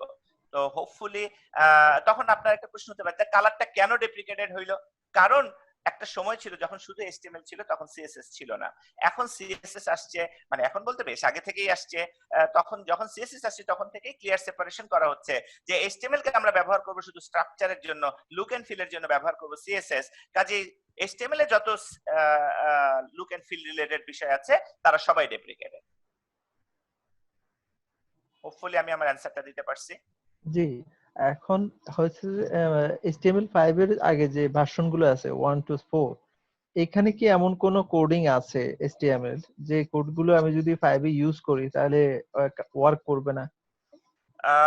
আমার জানা নাই একেবারে প্রেসাইসলি। সাধারণত HTML এ কোনো কিছু নাই যেটা ওয়ার্ক করে না, মানে ওয়ার্ক করে না বলতে ও কি করে, ও যদি এটা না, ও মানে আপনাকে কথাটা আমার এভাবে বলা উচিত, অন্য সব প্রোগ্রামিং ল্যাঙ্গুয়েজ আপনাকে এরর দেবে, কিন্তু HTML5 আপনাকে, HTML5 না মানে HTML এর ব্রাউজার কোনো কিছুতে এরর দিবে না। ও রান করতে পারলে রান করবে, রান করতে না পারলে রান করবে না। আউটপুট যতটুকু পারে ম্যাক্সিমাম ও দেখায় দিবে। আপনি ওই ব্যাপারটা যে প্রবলেম আছে কি নাই সেটা ধরা পড়বে হলো যখন আপনি এই ভ্যালিডেটরের কাছে জানতে চাইবেন। ব্রাউজার আপনাকে কখনোই কমপ্লেইন করবে না। জি, সো ঠিক আছে, তাহলে আমরা এবার নেক্সট আলোচনাটায় চলে যাই। আচ্ছা, উৎপল কান্তি দাস যদিও হাত রেজ করে রাখছেন, আচ্ছা বলে ফেলেন, কারণ প্রশ্ন বলে ফেলেন আপনি, অথবা আমরা নেক্সট সেশনে যেটা তাকে বলতেছিলাম। জি বলেন। HTML এবং CSS এগুলোকে প্রোগ্রামিং ল্যাঙ্গুয়েজ বলা হয় না কেন সেটা বুঝি না। C++ ওইগুলো প্রোগ্রামিং ল্যাঙ্গুয়েজ, HTML CSS এগুলোকে প্রোগ্রামিং ল্যাঙ্গুয়েজ বলা হয় না কেন, এই জিনিসটা একটু যদি বলে দিতেন। আসলে ব্যাপারটা হচ্ছে আমরা প্রোগ্রামিং ল্যাঙ্গুয়েজ চাইলে বলতে পারি। হ্যাঁ, আমি যদি বলি প্রোগ্রামিং ল্যাঙ্গুয়েজ বলা HTML কে, তখন অনেকেই বলবে যে তাহলে এটা আপনাকে ভুল শেখানো হচ্ছে বা সামথিং লাইক দ্যাট। হ্যাঁ, সেটাও একদিক থেকে হয়তো ট্রু, কিন্তু একটা ব্যাপারটা হইতেছে যে প্রোগ্রামিং বলতে আমরা কি বুঝি। আমরা প্রোগ্রামিং বলতে বুঝি যে আমরা একটা আহ, মানে একটা মানে প্রোগ্রামিং এর মূল ঘটনাটা হয় এমন যে ধরেন আপনি একটা কিছু লিখলেন এবং সেটা অনুসারে স্টেপ বাই স্টেপ কতগুলো কাজ করলেন, সেই কাজের শেষে আপনি দিন শেষে একটা আউটপুট পেলেন। আমি আমি যদি একটা নবীনবরণ প্রোগ্রাম করি, that is also a programming না? নবীনবরণ প্রোগ্রাম, যে নবীনবরণ প্রোগ্রামে উপস্থাপনায় কেউ থাকবে, তারপর কেউ এসে গান গাবে, তারপর কেউ এসে নাচবে, তারপর কেউ এসে কিছু কথা বলবে, ইত্যাদি ইত্যাদি। আপনি কিন্তু স্টেপ বাই স্টেপ কতগুলো ইনস্ট্রাকশন লিখছেন, এবং এই ইনস্ট্রাকশন গুলো কিন্তু আপনি যদি নবীনবরণ অনুষ্ঠানে এসে শুধু বলে দেন যে শুরুতে আমাদের উদ্বোধনী বয়ান দিবে ওরকম একজন, তারপর কেউ একজন এসে একটা গান গাবে, তারপর কেউ একজন এসে এটা করবে, তারপর যদি বলেন আমাদের অনুষ্ঠান শেষ, কেউ বলবে প্রোগ্রামটা রান করছে? কেউ বলবে না যে প্রোগ্রামটা রান করছে। আপনি বলতে পারেন যে এগুলো হলো প্রোগ্রামের এজেন্ডা, তারপর যখন কেউ এসে সত্যিকার অর্থে গান গাবে, সত্যিকার অর্থে কিছু একটা বলবে, সত্যিকার অর্থে অর্থাৎ এক্সিকিউট যখন হবে আপনার ইনস্ট্রাকশন গুলো, তখন বলবে হ্যাঁ একটা প্রোগ্রাম, একটা অনুষ্ঠান হয়েছে। তো আমি যদি সেই অ্যাঙ্গেলে বলি, এখানে আমি বলে দিচ্ছি যে ফর এক্সাম্পল এই এইচরেফ দিয়ে আমি বলে দিচ্ছি এটা একটা লিংক হবে, তারপর H1 দিয়ে বলে দিচ্ছি এটা মোটা একটা হেডলাইন হবে। এই যে কথাগুলো আমি বলে দিচ্ছি, ব্রাউজার যখন এই জিনিসটা ইন্টারপ্রিট করতেছে, আমাকে দেখাচ্ছে কোনো একটা জায়গা মোটা করে দেখাচ্ছে, বড় করে দেখাচ্ছে, কোনো একটা জায়গা এরকম নীল, মানে সহজ কথা এক এক ভাবে প্রেজেন্ট করছে, এখানে সিএসএস ও আছে, সে এখানে একটু ডাবল কোটেশন নিয়ে আসছে, তার মানে সেও কিন্তু ইন্টারপ্রিট করছে, সে এক্সিকিউট করছে, আমাকে একটা আউটপুট দিচ্ছে। So this is a programming language, যে সে একটা প্রোগ্রাম, আপনি এইভাবে বলছেন, তাকে এইভাবে একটা আউটপুট আপনি পাচ্ছেন। কিন্তু একটা প্রোগ্রামিং ল্যাঙ্গুয়েজকে প্রোগ্রামিং ল্যাঙ্গুয়েজ হয়ে ওঠার জন্য যদি আমি 50টা ফিচার কথা বলি, যে একটা নবীনবরণ অনুষ্ঠান সাকসেসফুল নবীনবরণ অনুষ্ঠান তখনই হবে যদি কমপক্ষে এই অনুষ্ঠানগুলো থাকে, কমপক্ষে এই ধরনের অ্যাক্টিভিটি গুলা থাকে। আপনি নিশ্চয়ই শুধুমাত্র ধরেন উদ্বোধনী বয়ান দিয়ে নবীনবরণ অনুষ্ঠান শেষ করে দিলেন, কেউ অ্যাকসেপ্ট করবে না। করবে কি? কিন্তু সেটাও তো একটা নবীনবরণ অনুষ্ঠান হইতে পারে, যে নবীন তোমরা আসছো, আমরা খুব খুশি হয়েছি, বাস শেষ আমাদের অনুষ্ঠান, কথার কথা। এটাও তো একটা নবীনবরণ অনুষ্ঠান, কিন্তু এটাকে কেউ নবীনবরণ অনুষ্ঠান হিসাবে মন থেকে মেনে নিবে না। তো এইচটিএমএল এর সাথে অন্য ল্যাঙ্গুয়েজের ক্ষেত্রে ব্যাপারটা এরকম আর কি, যে একটা প্রোগ্রামিং ল্যাঙ্গুয়েজের যতগুলো ফিচার থাকা উচিত এইচটিএমএল এ সেগুলো নাই, কারণ এইচটিএমএল সেই উদ্দেশ্যে তৈরিও নয়। তো যেগুলো নাই, সেই বিশেষ এরকম কম্পোনেন্ট কতগুলো আছে, আমরা বলি ভ্যারিয়েবলস বলি, বা আমরা লুপ বলি, আমরা কন্ট্রোল স্ট্রাকচার বলি, এই ধরনের কতগুলো কম্পোনেন্ট ল্যাঙ্গুয়েজ বেসিক্স যেগুলা, সেগুলো এইচটিএমএল সাপোর্ট করে না, বা এইচটিএমএল সেগুলো নাই। আসলে সেগুলো এইচটিএমএল এর অবজেক্টিভও ছিল না। সেই জন্য আমরা আসলে বলতে পারি যে একটা সম্ভ্রান্ত প্রোগ্রামিং ল্যাঙ্গুয়েজ নয়। আমি কি বুঝাতে পারছি? তার মানে সম্ভ্রান্ত। Thank you sir. Hello sir, আমরা পরের আলোচনাটায় যাই, তারপর আমরা আবার আবার 30 সেকেন্ড একটা, সেটা হচ্ছে ধরেন আমরা তো সবাই মানুষ, কে সম্ভ্রান্ত, কে নিম্নবর্ণ, কে গরিব, তো তার মানে হচ্ছে প্রোগ্রামিং এইচটিএমএল টাও এক ধরনের প্রোগ্রামিং, বাট সম্ভ্রান্ত না, বা বড়লোক ধনী এরকম কিছু না। মানে জাতে ওঠার জন্য যা যা দরকার ছিল সেই জিনিসগুলো হয়তো তার নাই, মানে প্রোগ্রামিং এর জাতে। কিন্তু অন্য অ্যাঙ্গেল থেকে যে মানুষ হিসেবে তার তো একটা ব্যক্তিগত পরিচয় আছে, সে যে কাজটাই করুক তার একটা জায়গা আছে, সেই জায়গাটা তার দখল আছে, সেই জায়গাটা সে ছাড়া কোনো বিকল্প নাই। ওই অর্থে কিন্তু একজন মানুষের, প্রত্যেকটা মানুষেরই তার নিজস্ব একটা জায়গা আছে, এবং সেই জায়গাটায় তার বিকল্প কেউ নাই। ওই জায়গাটার সাপেক্ষে কিন্তু এইচটিএমএল এর যে জায়গা, ওই সম্ভ্রান্ত প্রোগ্রামিং ল্যাঙ্গুয়েজ সি শার্প, আমি সম্ভ্রান্ত শব্দটা একটু দুষ্টামি করে বলছি, যে ওই C sharp, C plus plus, PHP, ওই প্রোগ্রামিং ল্যাঙ্গুয়েজ গুলো তো আসলে কোনোদিনই এইচটিএমএল এর কাজ করতে পারবে না। সেই অর্থে তো সে এইচটিএমএল এর কাজটাই করতে পারতেছে না, সেই ক্ষমতাটাই তো তার নাই।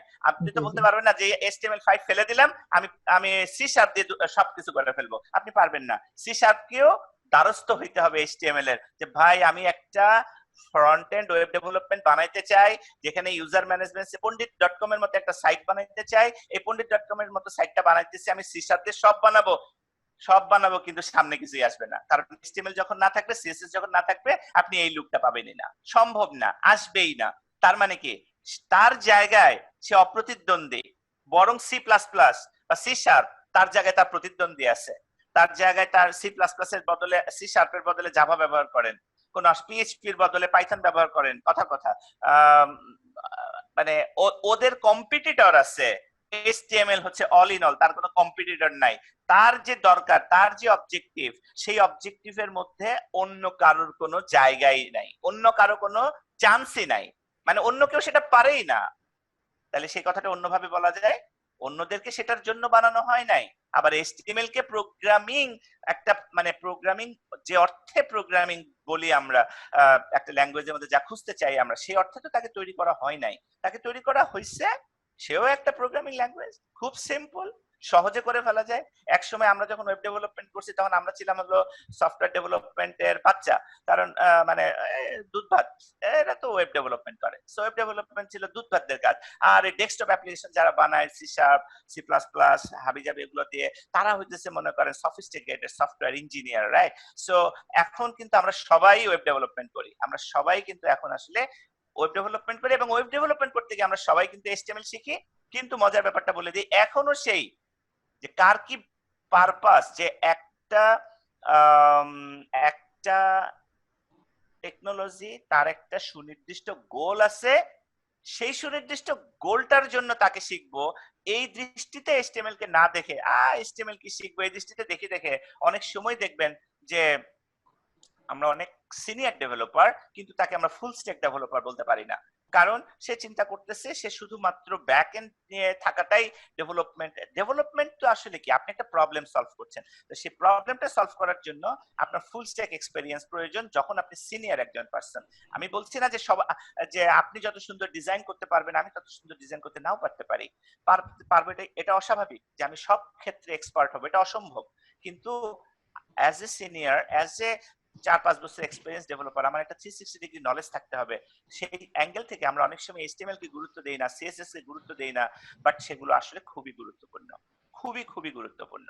কারণ আপনি আজকে ফ্রন্ট এন্ড ডেভেলপার, সেই হিসেবে আপনার একটা সুবিধাজনক দিক আছে, সুবিধাজনক জায়গা আছে। কি সে জায়গা?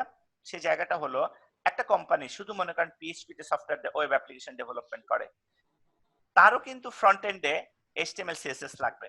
একটা কোম্পানি .NET ডেভেলপমেন্ট করে মেইনলি, তারও ফ্রন্ট এন্ডে HTML CSS লাগবে।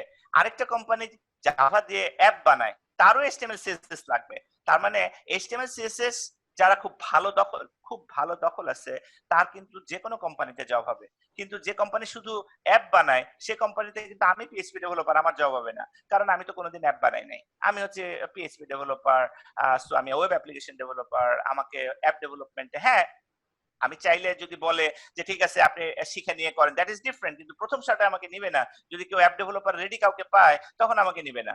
যদি দেখেন না অ্যাপ ডেভেলপার পাওয়া যাচ্ছে না, ঠিক আছে যাদের PHP ডেভেলপার তাকে দিয়ে বলি যে তুমি একটু যেহেতু ডেভেলপারের আবার একটা বৈশিষ্ট্য হলো যে গ্রামারটা তার জানা আছে, খালি টেকনোলজিটা খালি নতুন করে সে একটু শিখে নেবে। সো আমরা নিজেকে কোনো কিছুতে রিজিডও করব না, আবার আমরা সবকিছুতেই প্রথমে মাস্টার হতে যাব না। তাহলে আমার কথাটাকে শেষ করে ফেলি, বটম লাইন হলো HTML CSS front end development, তার নিজের একটা জায়গা আছে এবং তার জায়গায় সে অপ্রতিদ্বন্দ্বী। এবং সবচেয়ে খুব গুরুত্বপূর্ণ মজার ব্যাপারটা হলো এইখানে যে জিনিসগুলো আজকে আপনারা শিখবেন, আজকে মানে এই কোর্সে আপনারা শিখবেন, এই জিনিসগুলোর কোনো কম্পিটিটর নাই।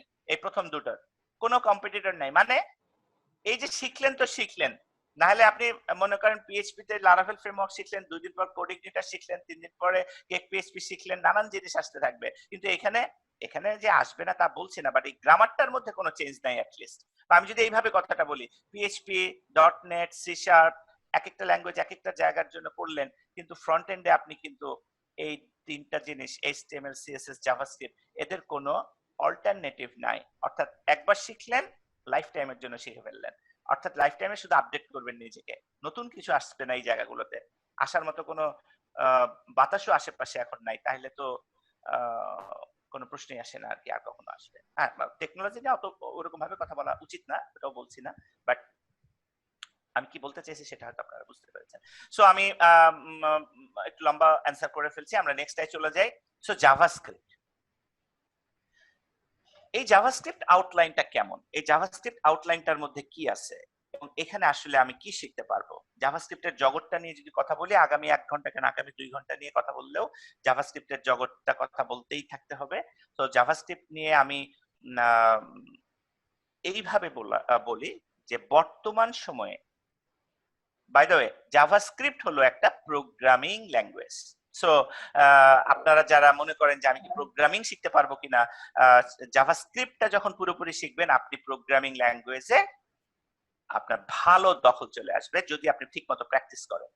সো অর্থাৎ আমাদের এই কোর্সটার মধ্যে আসলে প্রোগ্রামিং শেখানো আছে, সেই প্রোগ্রামিং শেখানো জাভাস্ক্রিপ্ট। আপনারা হয়তো জানেন যে খান একাডেমির নাম শুনেছেন। খান একাডেমি কিন্তু প্রোগ্রামিং শেখায় ইউজিং জাভাস্ক্রিপ্ট।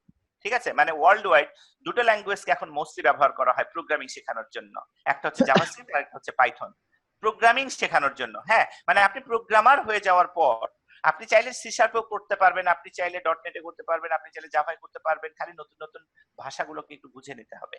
কিন্তু মূল কনসেপশন গুলো একই রকম, একই রকম। কেউ যদি ঠিকমতো জাভাস্ক্রিপ্টটা শেখেন, প্রোগ্রামিং, সে পিএইচপিও পারবেন। খালি ল্যাঙ্গুয়েজের সিনট্যাক্স, গ্রামার এগুলো একটু খালি চেঞ্জ করে বুঝে নিতে হবে। তাহলে বুঝতেই পারতেছেন যে এইখানে যে আমরা জাভাস্ক্রিপ্ট শিখবো, সেই ক্ষেত্রে আসলে আমরা কি শিখতে যাচ্ছি? আমরা একটা ফুল ফ্লেজেড প্রোগ্রামিং ল্যাঙ্গুয়েজকে শিখতে যাচ্ছি। তাহলে ফুল ফ্লেজেড প্রোগ্রামিং ল্যাঙ্গুয়েজের দৃষ্টিকোণ থেকে যদি জাভাস্ক্রিপ্টকে দেখি, সেখানে আমরা জাভাস্ক্রিপ্ট ফান্ডামেন্টালস, কোড স্ট্রাকচার কিভাবে করতে হয়, ভ্যারিয়েবলস কি জিনিস শিখবো, ডাটা টাইপস কি জিনিস শিখবো, টাইপ কনভার্সন, অপারেটর, কম্পারিজন, এগুলো অপারেটরের অবশ্য পার্ট।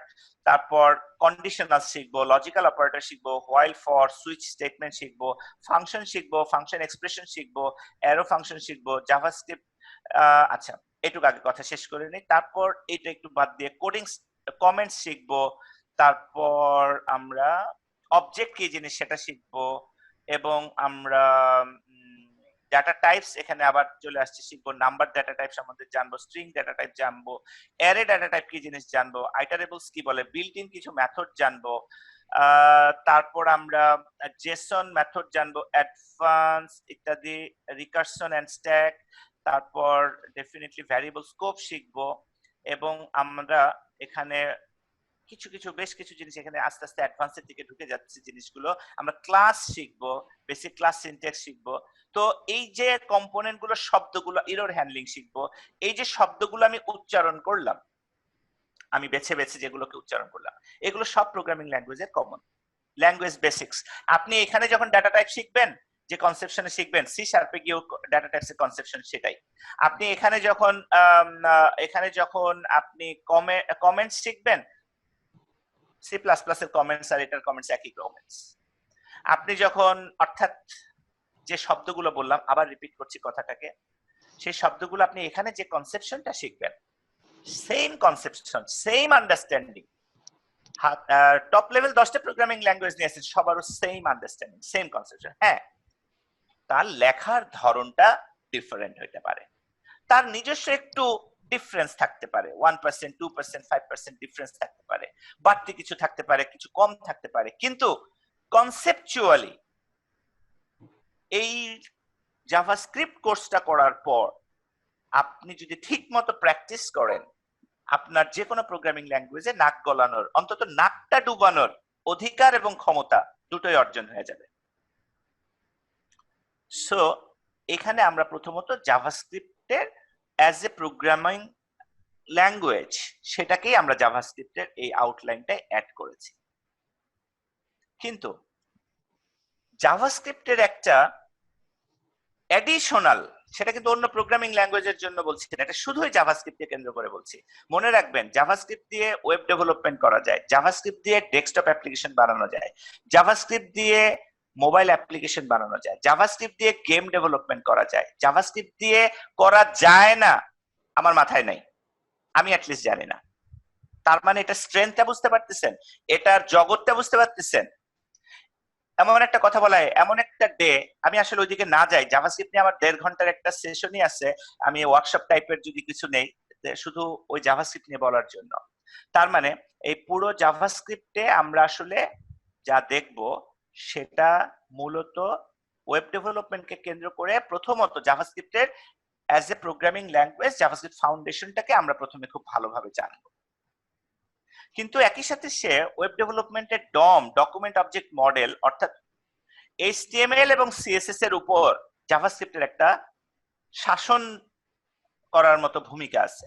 অর্থাৎ এইচটিএমএল দিয়ে স্ট্রাকচার বানাইছেন, সিএসএস দিয়ে লুক এন্ড ফিল দিচ্ছেন, অথবা রিস্ট্রাকচারিং করছেন, জাভাস্ক্রিপ্ট দিয়ে চাইলে সব উল্টাপাল্টা করে দিতে পারেন। অর্থাৎ জাভাস্ক্রিপ্ট দিয়ে জাভাস্ক্রিপ্ট দিয়ে আপনি এইচটিএমএল লিখতে পারেন, জাভাস্ক্রিপ্ট দিয়ে আপনি সিএসএস লিখতে পারেন। সো সেই জায়গাটা আমরা শিখবো ডমে। তারপর ডম ম্যানিপুলেশন বলি। জাভাস্ক্রিপ্টের একটা বিষয় হলো, বলা হয় ইভেন্ট ড্রিভেন প্রোগ্রামিং।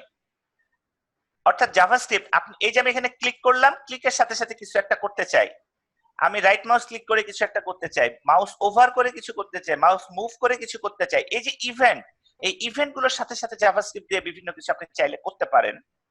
সেই ইভেন্ট কিভাবে ম্যানেজ করতে হয়, ইভেন্ট দিয়ে কিভাবে কাজ করতে হয়, সেটাও আপনি এখানে শিখতে পারবেন।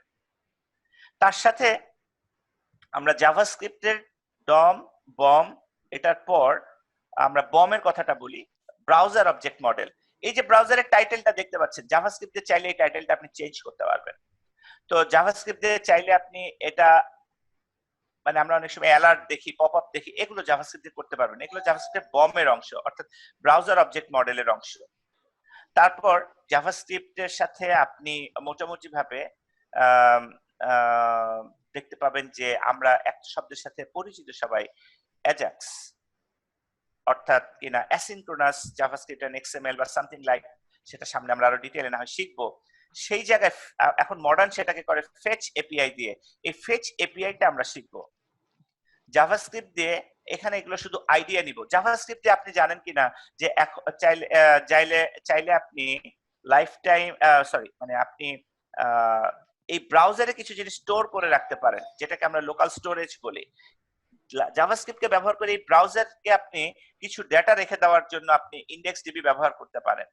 সো এই যে জিনিসটা আছে জাভাস্ক্রিপ্টের এত ইলাবোরেট কোনো কিছু, মানে শুধু এই জাভাস্ক্রিপ্ট কোর্সটাই আমি হতে পারতো ইনফ্যাক্ট মানে 8-10 হাজার, কেন আরো বড় টাকাও আমরা এটাকে অফার করতে পারতাম বিভিন্ন সময়।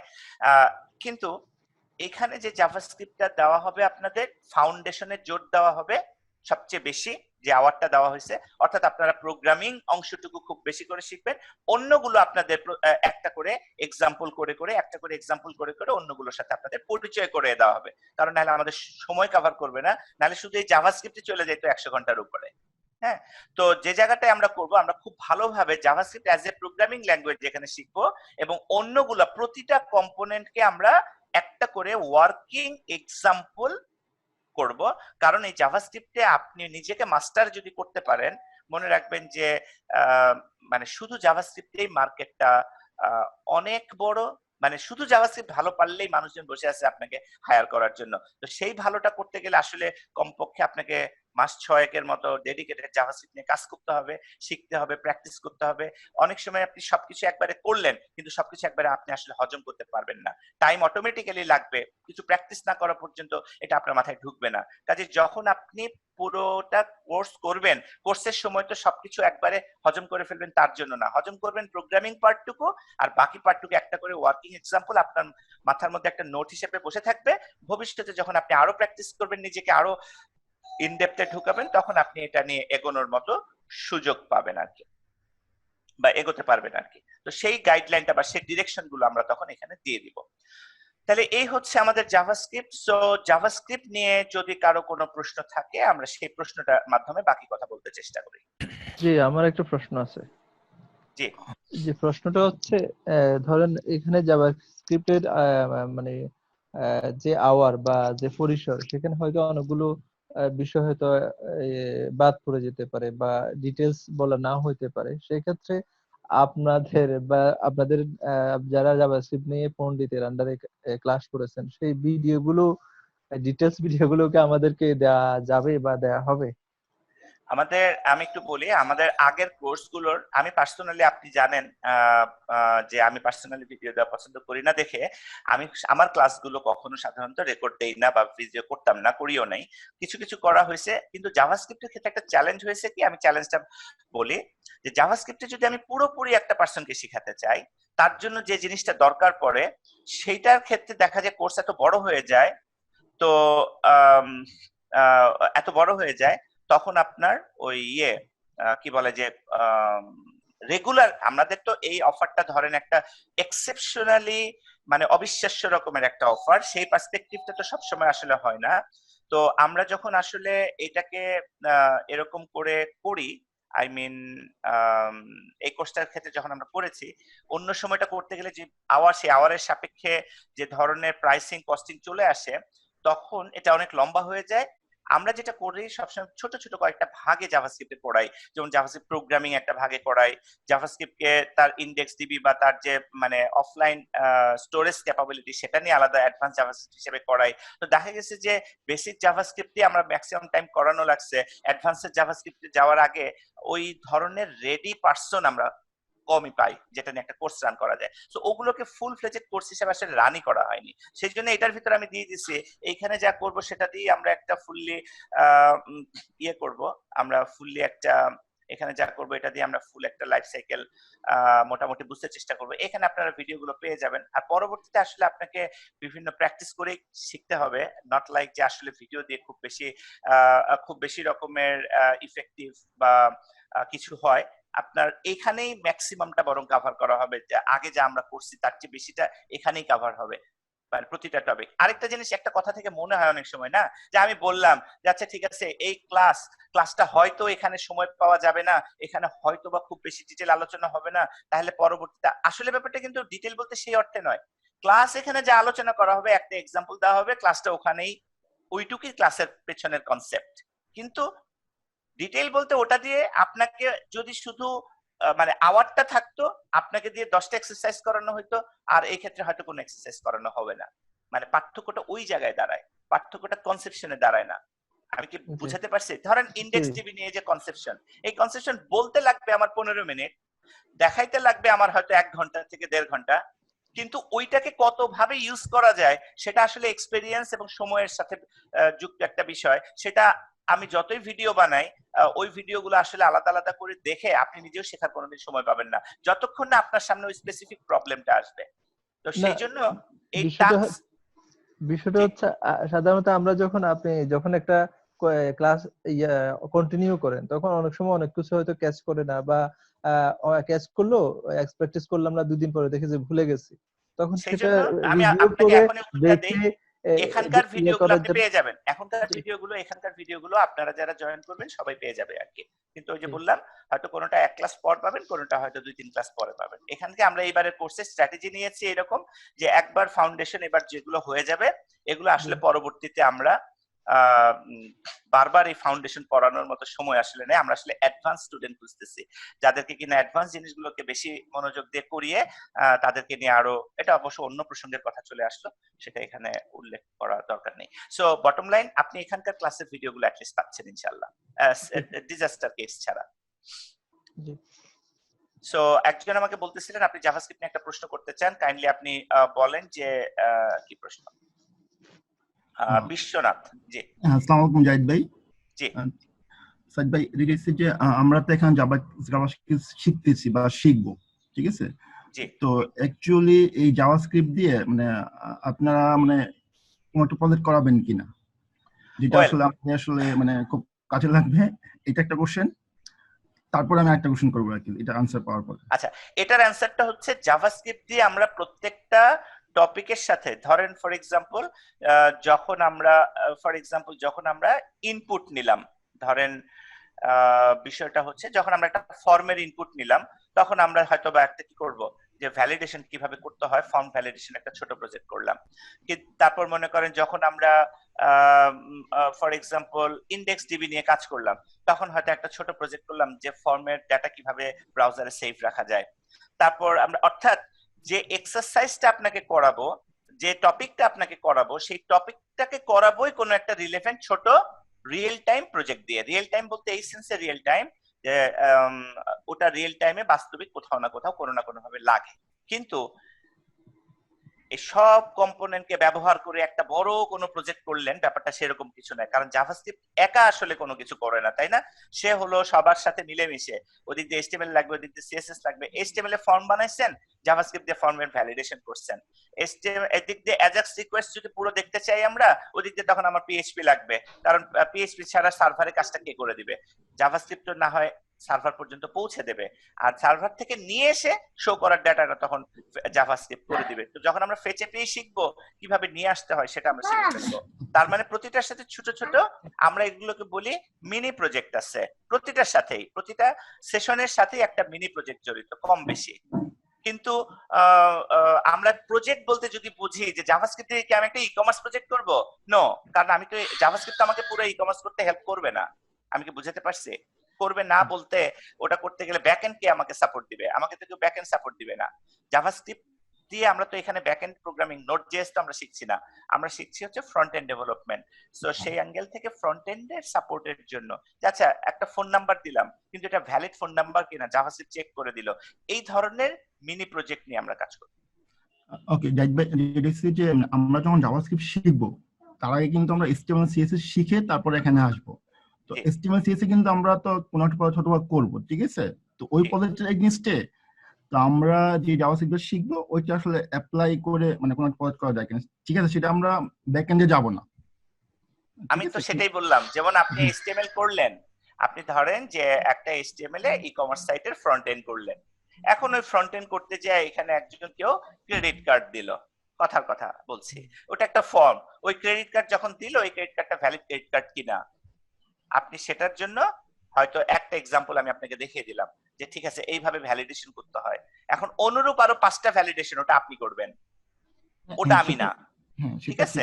ওই অ্যাঙ্গেল থেকে আর কি, ওই অ্যাঙ্গেল থেকে হবে, এবং আপনি করে প্রজেক্ট সাবমিট করলে আমাদের, কারণ আমার এই প্রত্যেকটা টপিক আলোচনা করার জন্য প্রত্যেকটার পাশে এভারেজে 2 ঘন্টা করে সময় ধরে নেওয়া হয়েছে, এবং ধরে আমি সম্ভবত 36 ঘন্টা বা 40 ঘন্টার মতো কোন একটা আওয়ার এটার জন্য আছে আর কি, মানে পরে একটু চেঞ্জ করা হয়েছিল তাই বাড়ছে কতটুকু আমার মনে নাই। তো এখানে আর কি ওই আওয়ারকেও তো আমার কভার করতে হবে, একই সাথে এক্সারসাইজ, আমরা প্রত্যেকটার সাথে যে এক্সারসাইজ থাকবে সিমিলার এক্সারসাইজে আমি আপনার কনসার্নটাকে অন্যভাবে অ্যান্সার করি। সেটা হচ্ছে যে আপনি রিলেভেন্ট প্রজেক্ট করতে চান, সেটা আপনি 200% পাবেন, 100% না, মানে আপনি গাইডলাইনটা পুরো পেয়ে যাবেন এবং একটা এক্সাম্পল সহ পাবেন।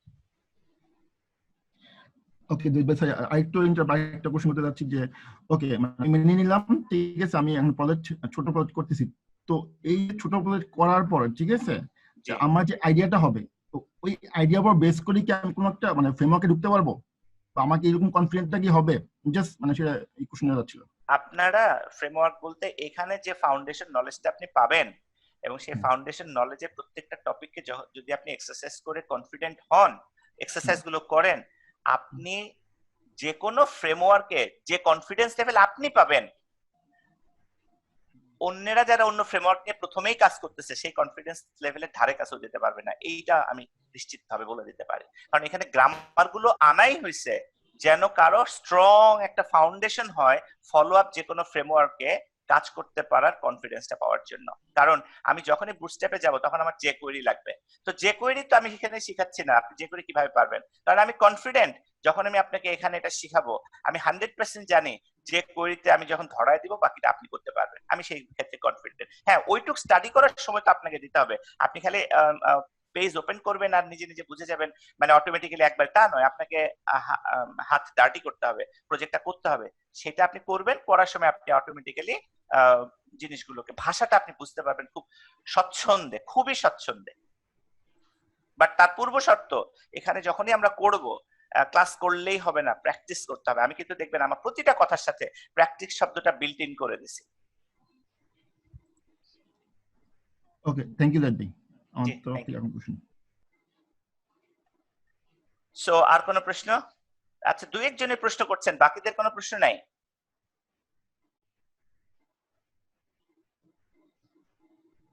জি ভাই, আসসালামু আলাইকুম। জি ওয়ালাইকুম সালাম। জি আমি রাজীব চৌধুরী বলছি, রাঙ্গামাটি কাপ্তাই থেকে। কাপ্তাই থেকে রাজীব, জি। জি আমি একটা চাকরি করি আর কি, গভর্নমেন্ট ছোট। আমার কিছু সময় আছে যার কারণে ছোট না স্যার, সবই বড়, সবকিছুরই একটা ভূমিকা আছে, জি বলেন। তা আমার এখানে যে প্রবলেমটা মানে মনে করি যে আসলে অনলাইনে ক্লাস করতে করতে স্বাধীন থাকে বেশি, যার কারণে আগ্রহ থাকে না, মানে গুরুত্ব আস্তে আস্তে কমে যায়, কয়েকদিন পরে অনাগ্রহ সৃষ্টি হয়। তা আপনাদের প্রতি আমার অনুরোধ যাতে আমাদের আগ্রহটা ঠিক থাকে, আমরা যাতে বিষয়গুলো সিরিয়াসলি নিই, কারণ এটার কোর্স ফিটা অনেক কম, সেই হিসেবে মূল্যায়নটা অনেক সময় অনেকেই অনেক দৃষ্টিভঙ্গিতে কম করতে পারে, আমার কাছে হয়তো কম মনে হতে পারে। দেখা যায় যাতে কোর্সের মানে শেষ করতে পারি এবং আগ্রহের সাথে যেন কমপ্লিট করতে পারি, মাঝে মাঝে এরকম একটু ইন্সপিরেশন মূলক বা এগুলা দিলে খুশি হইতাম আর কি। আচ্ছা, থ্যাংক ইউ। মানে আপনার আগ্রহ ধরে রাখার দায়িত্বটাও আমার কাছে চাপাই দিতে চাচ্ছেন, তো চেষ্টা জি, জি। চেষ্টা করতে পারবো আমরা। এখন যেটা হচ্ছে যে আমরা চেষ্টা করব অবশ্যই, আহ, এবং এই খান টেকনোলজিটা একাডেমিতে কতগুলো মোটিভেশনাল ভিডিও দেখায়, ওগুলো দেখলে মনে হয় কাজ হতে পারে। আমরা আর কি ধরেন বিভিন্ন ক্ষেত্রে একটা, উনি যে কথাটা বলছে কথাটা খুবই বাস্তব, যে খুবই বাস্তব এইরকম ভাবে চ্যালেঞ্জের জায়গা নিজেকে ধরে রাখা খুবই চ্যালেঞ্জের। আজকে ক্লাস করব, আজকে দেখবেন 42 জন, কালকে দেখবেন 20 জন, ফর এক্সাম্পল। এটা শুধু যে 2000 টাকার জন্য তা না, আমি এটা 30,000 টাকার কোর্সেও দেখছি।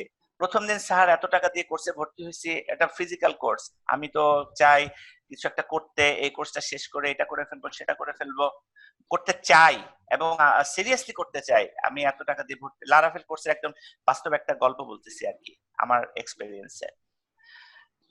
তারপর কিছুদিন পর, কি ভাই আপনার এক্সারসাইজটা কোথায়? স্যার সময়টা পাই নাই, এটা ছিল ওইটা ছিল। আর কিছুদিন পর অমুক চাপ ছিল তমুক চাপ ছিল, এটা করতে পারি নাই। আর কিছুদিন পর আসলে যে আমি জিজ্ঞেস করবো সেই জন্য আসাই বন্ধ হয়ে গেল, এবং তার কিছুদিন পর ফোন করলেও আর ধরবে না, এবং ultimately he quits. Even if প্রথম দিন ছিল স্যার অনেক কষ্ট করে টাকাটা দিছি, 30,000 টাকা না, ওটা মানে 25,000 টাকা ছিল কোর্সটা, রাইট, আর ডিসকাউন্টেড ছিল 22,000 টাকা, 3,000 টাকা ডিসকাউন্ট ছিল। ওটা একটা ফিজিক্যাল কোর্স ছিল লারাভেলের, সো বিআইটিএম এর কোর্স ছিল। তো আমি ওই কোর্সটা যখন প্রথম দিন যাই, তখন এই ধরনের একটা কমিউনিকেশন ছিল যেটা ফাইনালি ছিল এটা। তো বিষয়টা হচ্ছে যে আসলে আহ, আমাদের ক্ষেত্রে আসলে ব্যাপারটা কি, যে যদি যে জিনিসটা করতে চাই, সে চাওয়াটার ক্ষেত্রে ফ্রাস্ট্রেশন আসার কয়েকটা কারণ থাকে, সেই কারণগুলোকে নিজেকে ফাইট করে ওভারকাম করতে হয়। অন্যতম একটা কারণ হলো যে আমি যখনই বুঝতে পারি না, আমি যখন একটু কম বুঝি, কিছুদিন পর আমার মনে শয়তান ওয়াসওয়াসা দিতে থাকে, আর এটা তোরে দেয়া হবে না, আর তার চেয়ে স্যার একদিক দিয়ে বক বক করতেছে, ওটা হেডফোনটা কানের কাছে দিয়ে রাখ, আর এখানে একটা ইউটিউব ওপেন করে ভিডিওটা ওপেন করে টার্মিনেটর 3 দেখতে থাকি, কিংবা হোয়াট এভার ইট ইজ।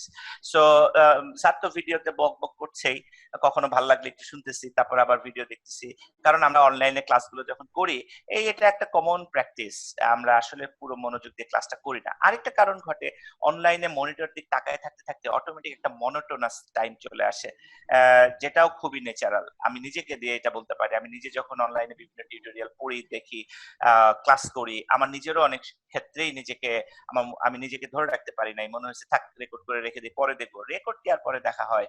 কখনোই দেখা হয় না। সো এটা আমরা হিউম্যান। এখন বাকি জিনিসটা নির্ভর করবে আসলে এন্টায়ারলি আপনার উপর, আপনি কিভাবে এটার সাথে নিজের সাথে ফাইট করবেন। কারণ প্র্যাকটিস ছাড়া এই ক্লাসগুলো কখনোই এন্ড রেজাল্টে পৌঁছতে পারবে না, কখনোই না। আর শুধু ওইটার ক্ষেত্রে আপনাকে হেল্প করতে পারবো আমি, যে আমি তো এটা আসলে মানে আমি কি বুঝবো কিনা, পারবো কিনা, আমাকে দিয়ে হবে কিনা, ওই জায়গাটায় বলে রাখি। একটা এক্সাম্পল এটার ক্ষেত্রে দিয়ে রাখি, সেটা হচ্ছে কোনো এক সময় আমি কোনো একটা কোম্পানিতে জব করতাম। সেই ক্ষেত্রে আম, কেউ একজন ছিল যে পিয়ন হিসেবে কাজ করত, কিন্তু সে এখন একটা কোম্পানিতে সিনিয়র ফ্রন্ট এন্ড ডেভেলপার হিসেবে কাজ করে। কারণ সে দিনে রাতে বিভিন্ন সময় বিভিন্ন মানুষজনের সাথে আহ, মনে করেন যে ট্রেনারদের, আমাদের সাথে যারা ডেভেলপার ছিল তাদের সাথে বসতেন। For example, he was really curious. এই একটা এক্সাম্পলই আমি অনেক সময় দেই, বাট এরকম একটা না, আমার লাইফে এরকম 3টা 4টার মতো এক্সাম্পল আছে যারা কিনা নিজেকে কমপ্লিটলি চেঞ্জ করে ফেলছে। তো সেরকম হয়তো আমি যদি নিজেকে দিয়ে বলি, আমার নিজেরও সেরকমের মানসিক শক্তি নাই। দেয়ার আর পিপল যাদের এরকম নিজেকে চেঞ্জ করে ফেলার ক্ষমতা থাকে। তো এখন এটা হলো আপনার আগ্রহের বিষয়। তো এখানে একটা বিষয় একটু শেয়ার করি।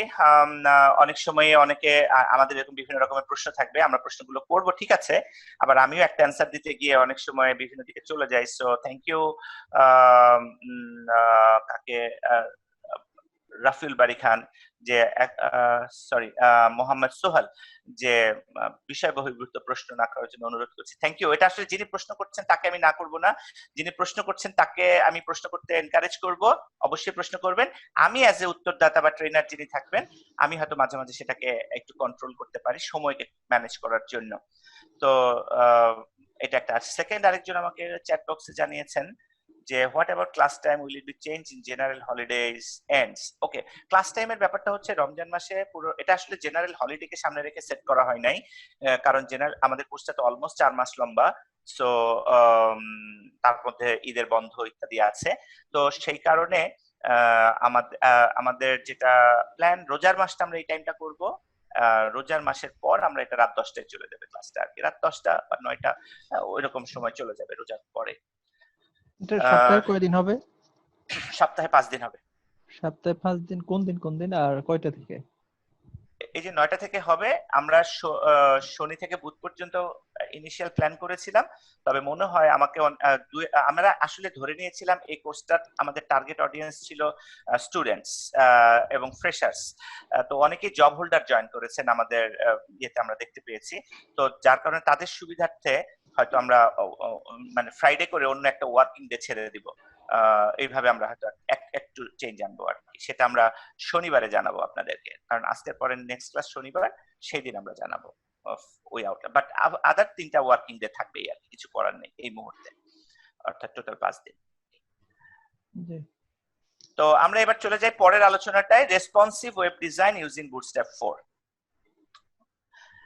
এখান থেকে বেসিক্যালি শুরু হবে, যতটা না আমাদের কাজ কমে আসবে আপনাদের কাজ বেড়ে যাবে এই জায়গাটায়। মানে আসলে আপনাদেরকে ম্যাক্সিমাম ক্ষেত্রে এক্সারসাইজ গুলো এখানে যাই দেওয়া হবে না কেন, এখানে এসে আপনাকে ফুল একটা প্রজেক্টের ক্ষেত্রে মনোযোগ দিতে বলা হবে। অর্থাৎ এটা হলো এমন একটা জায়গা, যারা একেবারে নবিশ তাদের জন্য আমি একদম গ্রাউন্ড লেভেল থেকে কথা বলছি, যে আমরা যখন HTML একটা ওয়েবসাইট বানায় ফেললাম, CSS একটা ওয়েবসাইট বানায় ফেললাম, তো সেখানে আমরা জিনিসগুলো যেরকম ভাবে বানাই সেটা হচ্ছে যে ছোট ছোট কম্পোনেন্ট, ছোট ছোট প্রতিটা জিনিসই নিজের হাতে বানাইতে হয়। নিজের হাতে বলতে CSS প্রতিটা একটা লুক কেমন হবে, একটা বাটন কেমন হবে, প্রত্যেকটা জিনিস আমাদেরকে কোড করে করে করে করে এভাবে করতে হয়। কিন্তু দীর্ঘ এতদিনে 10 বছর 20 বছরে ওয়েব গুলোর একটা স্ট্যান্ডার্ড চলে আসছে মোটামুটি, যে সাধারণত ওয়েবগুলো এমন হয় বা বাটনগুলো এমন হয় বা এই জিনিস এরকম হয়। এরকম স্ট্যান্ডার্ড জিনিসগুলোকে রেডি করে দিয়ে রেডি একটা জিনিস আমরা অনেক সময় পেয়ে যাই, যে দেখা যায় যে আমি একটা ধরেন আমি এরকমের একটা কি বলে যে এই যে এটাকে বলি আমরা অ্যাকর্ডিয়ন, না? এই অ্যাকর্ডিয়নটা যদি আমি জাভাস্ক্রিপ্ট দিয়ে বানাতে যাই, হ্যাঁ, আমি বানাতে পারবো না। আর আমি যদি বানাতে পারিও, আমার যে সময়টা লাগবে, আমি যদি একটা ফ্রেমওয়ার্ক নেই বা রেডি জিনিস নেই, এটা বানাইতে আমার 10 সেকেন্ড লাগবে, বা কোড টোড বসায় করতে গেলে আমার হয়তো বা 10 মিনিট লাগবে। হ্যাঁ, কথার কথা। তার মানেটা কি? তার মানে হচ্ছে অ্যাকর্ডিয়ন একটা কমন কম্পোনেন্ট, অ্যাকর্ডিয়ন একটা রেগুলার কম্পোনেন্ট। এরকম এই যে এখানে একটা ট্যাব, এই ট্যাব বানাতে গেলে আমি যদি HTML CSS জাভাস্ক্রিপ্ট ব্যবহার করে স্ক্র্যাচ থেকে ট্যাবটা বানাতে যাই, একদম ফ্রেশ থেকে ট্যাবটা বানাতে যাই, আমার যতক্ষণ সময় লাগবে, আমি যদি একটা ফ্রেমওয়ার্ক ব্যবহার করি, আমার এটা বানাতে সময় লাগবে 5 মিনিট। 5 মিনিটও লাগবে না, মানে কোড টোড কপি করে বসাতে যে সময়টুকু লাগে আর কি। So what I mean by that, যে সাধারণত ওয়েবে যে ধরনের কম্পোনেন্ট গুলো ব্যবহার হয়, এরকম 80% 90% কম্পোনেন্ট কে রেডি করে দিয়ে কোনো না কোনো ফ্রেমওয়ার্ক অলরেডি অ্যাভেলেবল হয়ে গেছে বিভিন্ন রকমের। তার মধ্যে একটা খুবই সুপার পপুলার ফ্রেমওয়ার্কের নাম হচ্ছে বুটস্ট্র্যাপ, যা এখন বর্তমান 4 ভার্সনটা চলছে। তো এটা দিয়ে রেসপন্সিভ ওয়েব ডিজাইন করা যায়। তো রেসপন্সিভ ওয়েব ডিজাইন করার ক্ষেত্রে বুটস্ট্র্যাপ 4 ব্যবহার করে আমরা এটাকে যখন করব, তখন আসলে আমরা কি করব, আপনাদেরকে যে নলেজটা এখানে দিয়ে দেওয়া হয়েছে তার সাথে এখানে একটা কি দুইটা ক্লাস নেওয়ার পরেই বাকিটা আপনাদের হাতে চলে যাবে, যে আপনারা এবার এই প্রজেক্টটা করেন, করতে গিয়ে কি প্রবলেম ফেস করলেন। সো যারা প্রজেক্টের কনসার্নটা আমাদের কোর্সে আমরা এমফেসিস দিব আসলে এখানটায়, মানে একটা ফুল প্রজেক্ট যখন আমরা ই-কমার্স প্রজেক্ট করতে বলবো, এখানেও আমরা বলবো এখানে যে কোয়ালিটির আউটপুট আসবে, যে কোয়ালিটির আউটপুটকে এখানে অ্যাকসেপ্ট করা হবে, এখানে কোয়ালিটিটাই চেঞ্জ হয়ে যাবে। এখানে করা হবে জাস্ট আপনি নো হাউটা অর্জন করছেন কিনা ওটা দেখলে আমরা প্রজেক্টকে পাস করায় দিব, কিন্তু এইখানে প্রজেক্টকে অ্যাকচুয়ালি আপনি প্রফেশনাল লেভেলে নিয়ে আসার মতো একটা জায়গায় আপনি পেয়ে যাবেন রেডিলি। কিন্তু আমি আপনাদের একটা জায়গায় খুব মনোযোগের সাথে দৃষ্টি আকর্ষণ করছি আর কি, মনোযোগ দিয়ে শোনার জন্য অনুরোধ করতেছি। এটা আমাদের নিজেদের জন্য, আপনাদের জন্য। বুটস্ট্র্যাপ দিয়ে ধরেন আজকে যদি কোনো একটা ছেলে ফ্রেশ ডেভেলপার হতে চায়, নরমালি সে প্রথমেই একটু এদিক সেদিক করে বুটস্ট্র্যাপে চলে আসে, এটা ন্যাচারাল এবং এটা স্বাভাবিক, এটার মধ্যে দোষের কিছু নাই। এবং বুটস্ট্র্যাপ দিয়ে সুন্দর সুন্দর লেআউট থিম সে বানায় ফেলে এবং প্রফেশনালি আউটপুটে চলে আসে। কিন্তু তার যে জায়গাটায় গ্যাপ থেকে যায় সেই জায়গাটা হইতেছে হয়তোবা কোথাও কাস্টমাইজেশন করা দরকার, অথবা কোনটা কিভাবে অ্যাকচুয়ালি কাজ করে সেটা যতক্ষণ পর্যন্ত সিএসএস সিস্টেমের ভালো দখলটা না আসে ততক্ষণ তার সেই শেখাটা হয় না। একই সাথে আমার মনোযোগের জায়গাটা এই জায়গাটা, একই সাথে আরেকটা গুরুত্বপূর্ণ এলাকা হলো যে বুটস্ট্র্যাপ দিয়ে আমরা ওয়েবসাইট বানাই, কিন্তু সেটার আগে একটা শব্দ ব্যবহার করি, রেসপন্সিভ ওয়েবসাইট। এই রেসপন্সিভ শব্দটার যে মিনিং, সেই মিনিংটা বুটস্ট্র্যাপে আমরা খালি এটুকু বলে দেই ও মোবাইলের সাথে অ্যাডজাস্ট করে কাজ করবে, ব্লা ব্লা ব্লা ইত্যাদি, হুইচ ইজ 100% কারেক্ট। কিন্তু সেটার পিছনে যে কতগুলো কনসেপশন আছে, যে একটা ইমেজের রেসপন্সিভ কেমন করে করতে হয়, একটা টেবিলকে কিভাবে রেসপন্সিভ করা যায়, একটা মেনুকে রেসপন্সিভ করার ক্ষেত্রে কেমন ভাবে করতে হয়, একটা নেভিগেশন বারের একটা ফন্টকে রেসপন্সিভ করার পেছনে গ্রামারটা কি, এই জায়গাটা আমরা আমাদের কোর্সে ইন্ট্রোডিউস করছি। অর্থাৎ এখান থেকে এই বুটস্ট্র্যাপ দেখেন, ইনস্টল বুটস্ট্র্যাপ আসছে মোটামুটি এখানে সম্ভবত যে সময় আছে তার অর্ধেকটা টাইমই আছে আমাদের ইয়ের পেছনে, কি বলে যে রেসপন্সিভ এর কনসেপশনের পেছনে। অর্থাৎ আমরা সিএসএস এর যে মিডিয়া কোয়েরি কেন আসছে রেসপন্সিভ করার ক্ষেত্রে, মিডিয়া কোয়েরি দিয়ে নিজেরা কিভাবে রেসপন্সিভ বানাইতে পারবো। হ্যাঁ, সেটা প্রফেশনাল হবে না, হওয়ার কোনো প্রয়োজন নাই, সেটা দিয়ে আমরা কনসেপশনটা খুব ভালোভাবে জানতে পারবো। এটা দিয়ে ইমেজ ভিডিও আমরা কিভাবে রেসপন্সিভ করব, হয়তো বা আমার করাইতে লাগবে 5 মিনিট, কিন্তু আপনার ভেতর কনফিডেন্সটা হয়ে যাবে অনেক, যে আমি একটা ইমেজকে আলাদা করে একটা ইমেজকে কিভাবে রেসপন্সিভ করতে আমি তার গ্রামারটা জানি।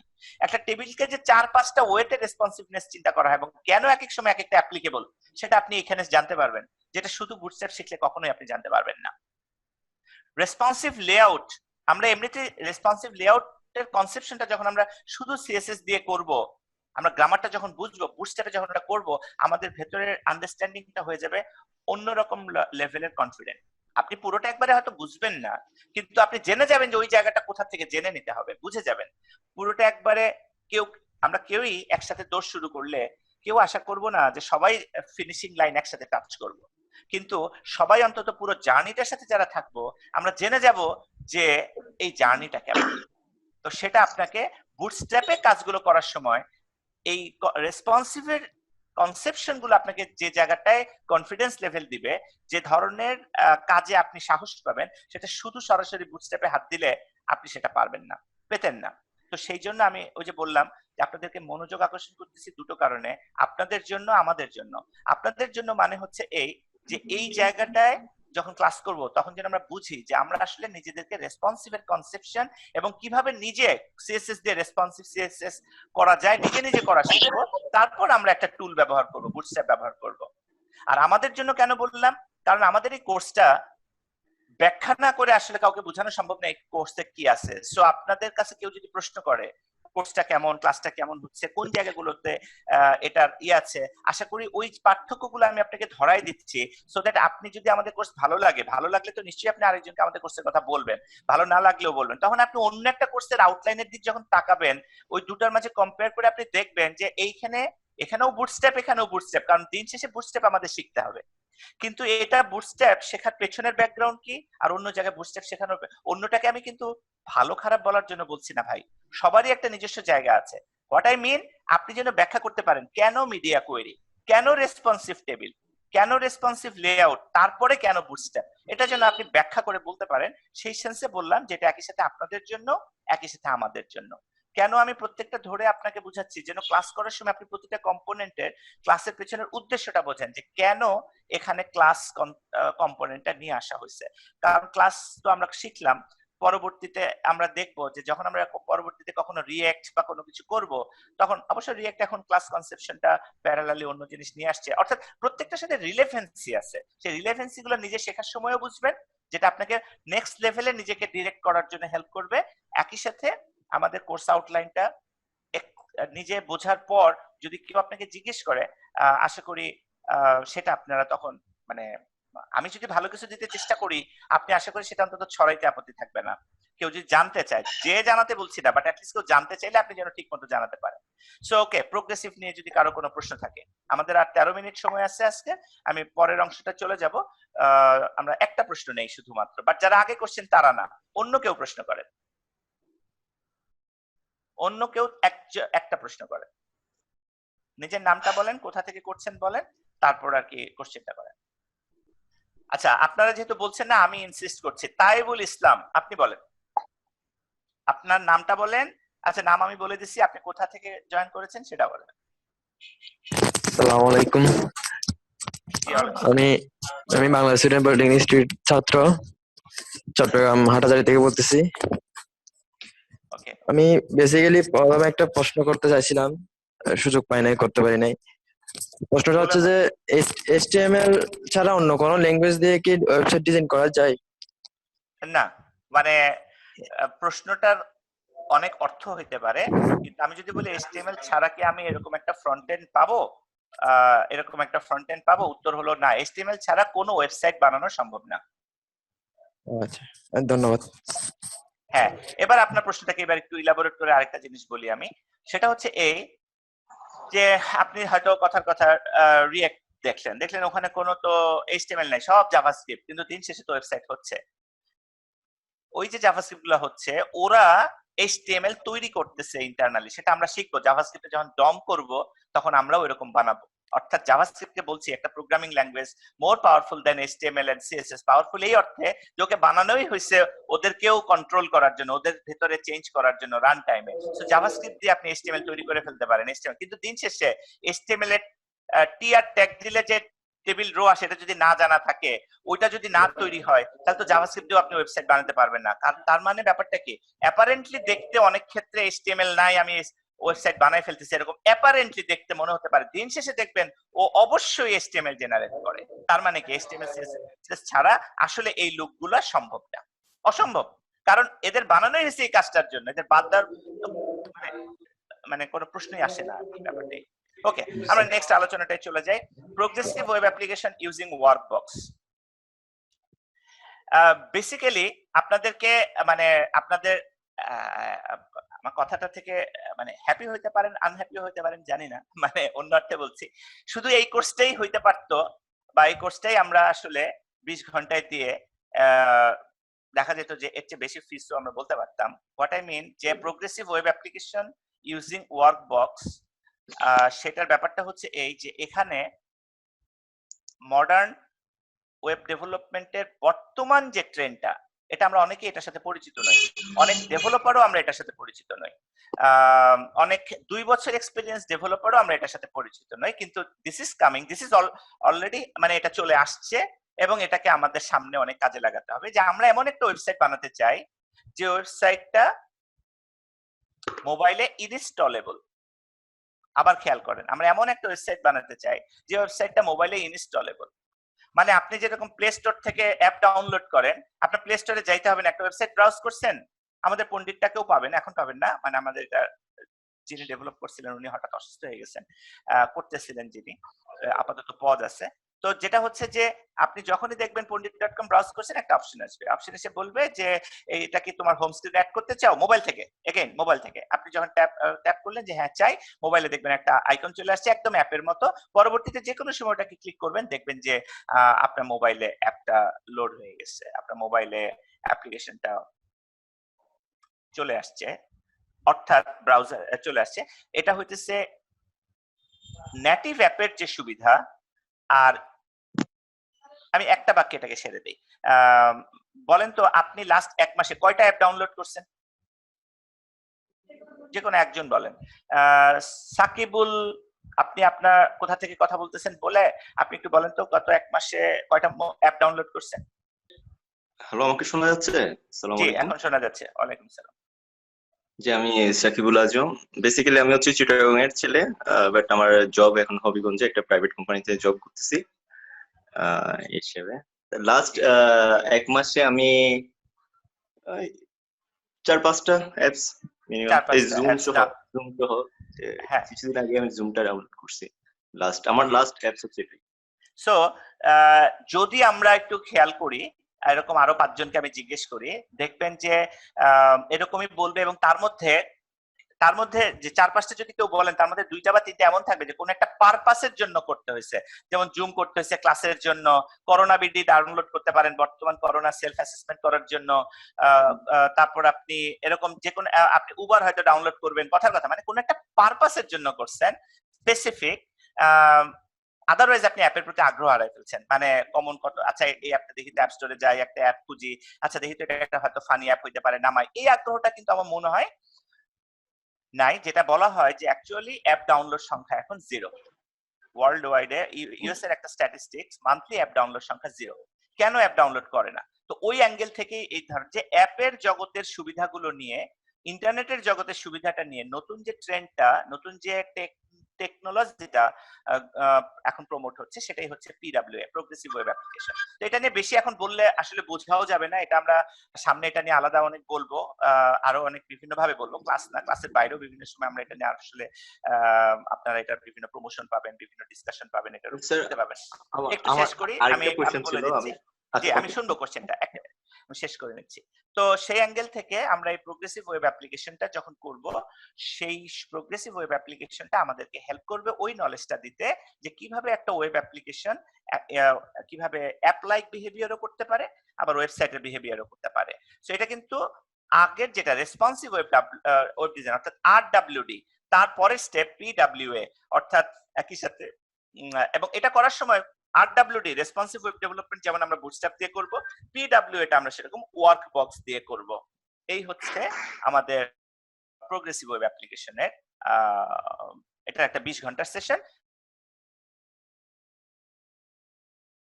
বানিয়ে আসছেন। এখানে এসে ওই প্রজেক্টটাকে আপনারা জাস্ট আর কি ইনস্টলেবল করবেন, ডাউনলোডেবল না, মানে ইনস্টলেবল মোবাইল অ্যাপ থেকে দেখা যাবে, এরকম একটা বিহেভিয়ারে নিয়ে আসবেন। সো মোটামুটি এই হচ্ছে আমার দিক থেকে আলোচনার বিষয় কোর্স আউটলাইনের। হ্যাঁ সাকিবুল, আপনি যে প্রশ্নটা করছেন। জি, আসসালামু আলাইকুম। জি, আসলে আমি জানি নেক্সট ক্লাস যেটা হবে সেটা অবশ্যই পোস্ট করে জানিয়ে দেওয়া হবে, তো সেটা প্রশ্নটা করবো আমি। বাট হচ্ছে যেটা হচ্ছে 9টা থেকে 11টা, এটা কি পরবর্তীতে কি মানে চেঞ্জ করা হবে কিনা এটা একটু জি, জানতে চাচ্ছি। রোজার পরে চেঞ্জ হবে, রোজার পরে এটা রাতে যাবে, ঠিক আছে? এখন তো রমজান মাসের পরে এটা রাতে যাবে, পুরো কোর্সটাই রাতে যাবে। আর রমজান মাসটা চলবে হচ্ছে আপনার সকাল 9টা থেকে 11টা। আচ্ছা, ওকে, থ্যাংক ইউ। সো যদি প্রোগ্রেসিভ ওয়েব অ্যাপ্লিকেশন নিয়ে কারো কোনো প্রশ্ন থাকে, আমাদের হাতে 5 মিনিট সময় আছে, 5 মিনিটে আমি একটা বা দুটো প্রশ্ন নিতে পারি। প্রগ্রেসিভ ওয়েব ডেভেলপমেন্টের সাথে যে অ্যাপস এর যে পার্থক্যটা এবং আমাদের নরমাল ওয়েব ডেভেলপমেন্টের সাথে যে পার্থক্য, এটা সম্পর্কে যদি একটু সংক্ষিপ্ত ধারণা দেন। এইটা সম্বন্ধে ধারণাটা, আপনি তো আমার প্রোগ্রেসিভ ওয়েবের সেমিনারটা করছেন, আপনি কোশ্চেন করতেছেন কেন? আচ্ছা ঠিক আছে, ওইটা ওই যে দিয়া যেটা গুগলে সেভ করা থাকে কিছু ইনফরমেশন, ঠিক আছে। এটা আমি আপনার জন্য আপাতত অ্যানসারটা দিচ্ছি না, দেখি অন্য কেউ অ্যানসার কোশ্চেন করে কিনা। আপনাকে তো আপনি তো আসেনি, সমস্যা নেই, অন্য কাউকে, আমি আসলে নতুন কেউ ইনভলভ হচ্ছে না কথা বলায়, সেটা একটু ইনসিস্ট করতে চাচ্ছি। হ্যাঁ, গ্যালাক্সি J5 প্রাইম, আপনার প্রশ্নটা বলেন। তার আগে আপনাকে আমি রিকোয়েস্ট করবো নেক্সট টাইমে নামটা একটু রিনেম করে ফেলবেন ঢুকে, নাহলে আমাদের আসলে আপনার নামটা তো চিনতে হবে, আস্তে আস্তে আপনাকেও চিনতে হবে। সো বলেন, আপনার প্রশ্নটা বলে দেন।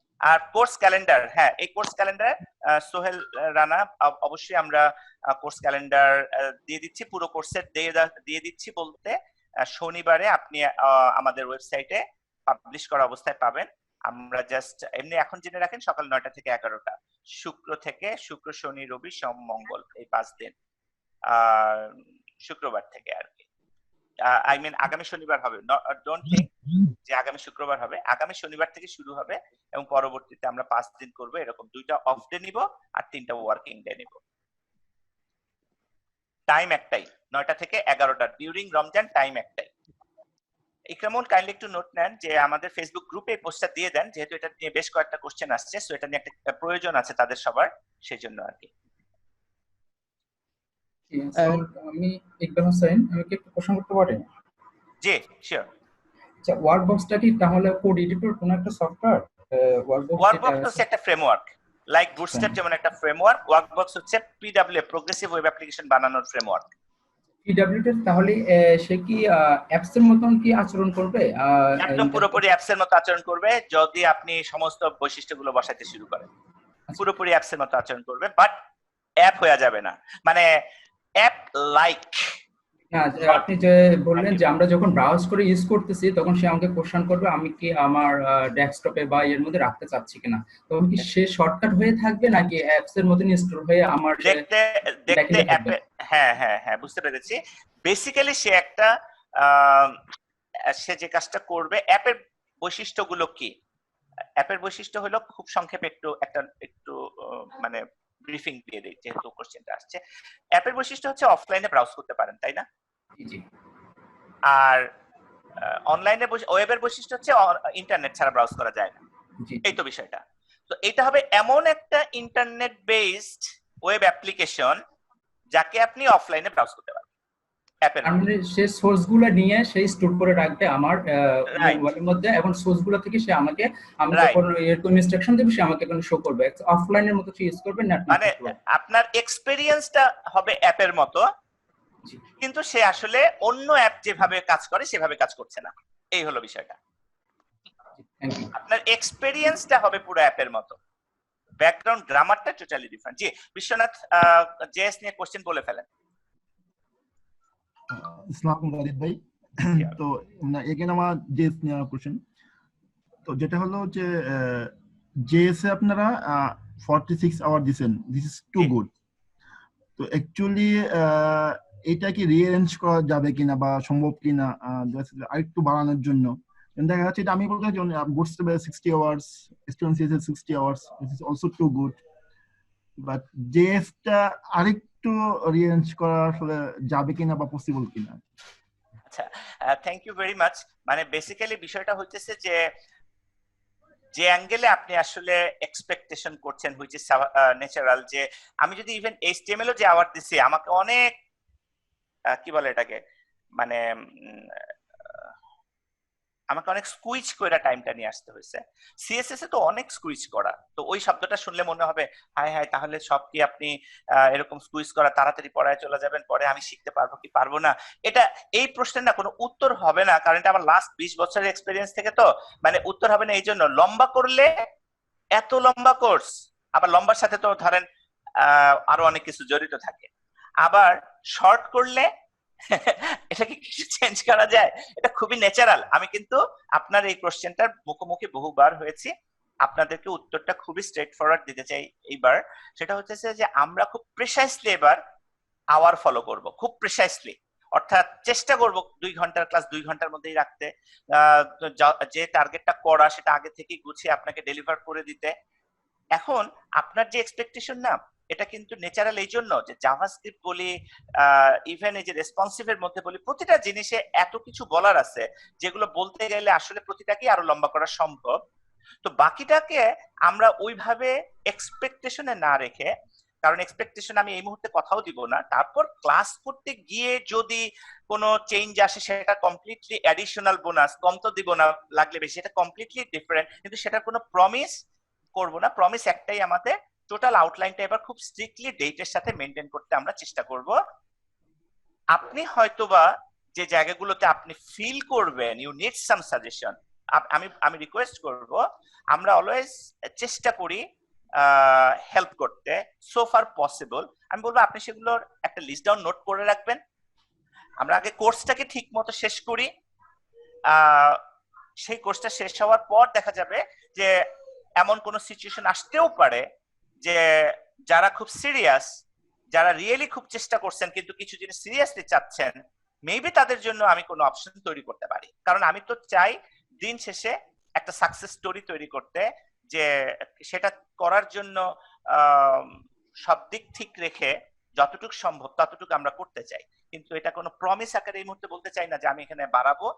এই মুহূর্তে প্রমিস একটাই যে আমরা খুবই স্ট্রিক্টলি ফলো করতে চাই, আউটলাইন ফলো করতে চাই। তারপর আপনি কোর্সের জার্নিটা শেষ করেন, শেষ করে আপনি আমাকে বলেন যে আপনি এবং আপনার মতো কারা কারা বলেন, আমি দেখি তাদের ধরনটা কি, সেটাকে আমি কিভাবে কভার করব? যদি একটা ওয়ার্কশপ দিয়ে আপনাদের প্রশ্ন উত্তর 8 ঘন্টায় কভার করে দেওয়া যায়, যদি একটা ছোট কিছু করে বা যদি একটা বড় কিছু করে সেই ক্ষেত্রে আপনাদের সাথে কোনো আন্ডারস্ট্যান্ডিং এ গিয়ে করা যায়, সেগুলো আমাদের কোনো অসুবিধা নাই। কিন্তু মূল বিষয়টা হচ্ছে যে আগে এটাকে ফলো করি, আগে দেখি যে কি পেলাম, এবং তারপর একটা ইনভেন্টরি করি কি আর কি চাই, তারপর দেখা যাক আমরা কি বলতে পারি।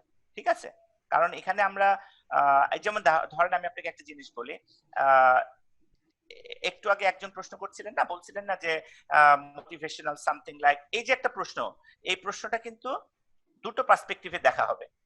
একজন বলবে যে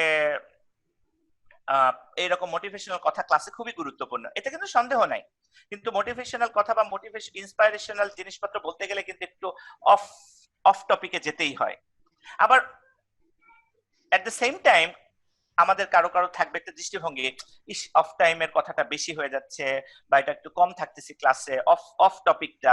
এখন বেশি আর কমটা তো ভাই আপেক্ষিক, আমি যখন কথা বলবো আমার মুড আমার মানসিকতা অনেক সময় আমাকে একইভাবে ড্রাইভ করবে। ক্লাস তো আর ধরেন অঙ্ক করে ক্লাস নেওয়া যায় না, তাই না? তো অনেক সময় একটা বেশি কথা বলে ফেলবো, এটা আবার কাউকে কিন্তু বোর করে। তো অলওয়েজ দেয়ার আর সামথিং যে আপনার কিছু মিলবে কিছু মিলবে না। আমার মনে হয় আমরা যদি ওই জায়গাটা একটু কোঅপারেটিভ থাকি, একজন আরেকজনের প্রতি রেসপেক্টফুল থাকি একজন আরেকজন, আমরা হ্যান্ড রেজ করবো যে যাই আপনি ক্লাসটা পড়াইছেন কিন্তু আমার মনে হয় ক্লাসে আরো 2 ঘন্টা হলে ভালো হতো, কারণ আমার মনে হচ্ছে এই টপিকগুলো আমি কিন্তু পেলাম না। আমি রিকোয়েস্ট করবো কিপ ইট এ লিস্ট, তারপর আমি আপনাকে কতটুকু রেসপেক্ট করতে পারি সেটা দেখবেন। ঠিক একই রকম ভাবে আমি হয়তো 2টা টপিক বললাম যে এই টপিক দুটো আমরা 4 ঘন্টা চাইছিলাম, লেটস ক্লোজ ইট ইন আধা ঘন্টায় ফর এক্সাম্পল।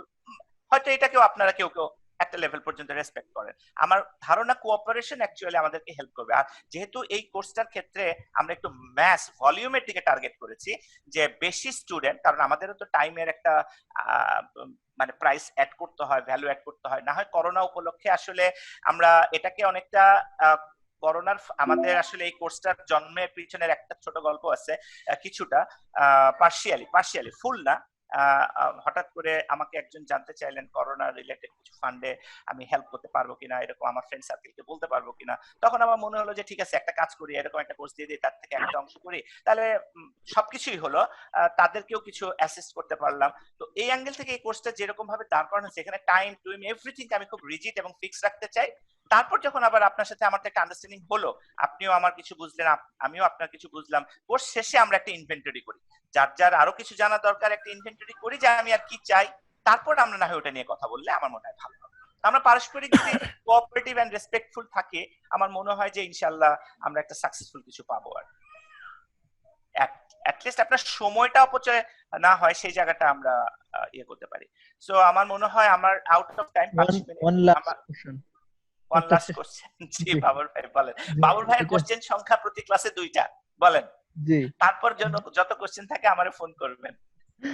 আচ্ছা তাহলে বাই দ্য ওয়ে একটা জিনিস একটু বলে নেই, আজকে আপনাদের বেসিক্যালি আপনাদের ক্লাসটা মেইনলি আমরা দুজন মিলে লিড করব।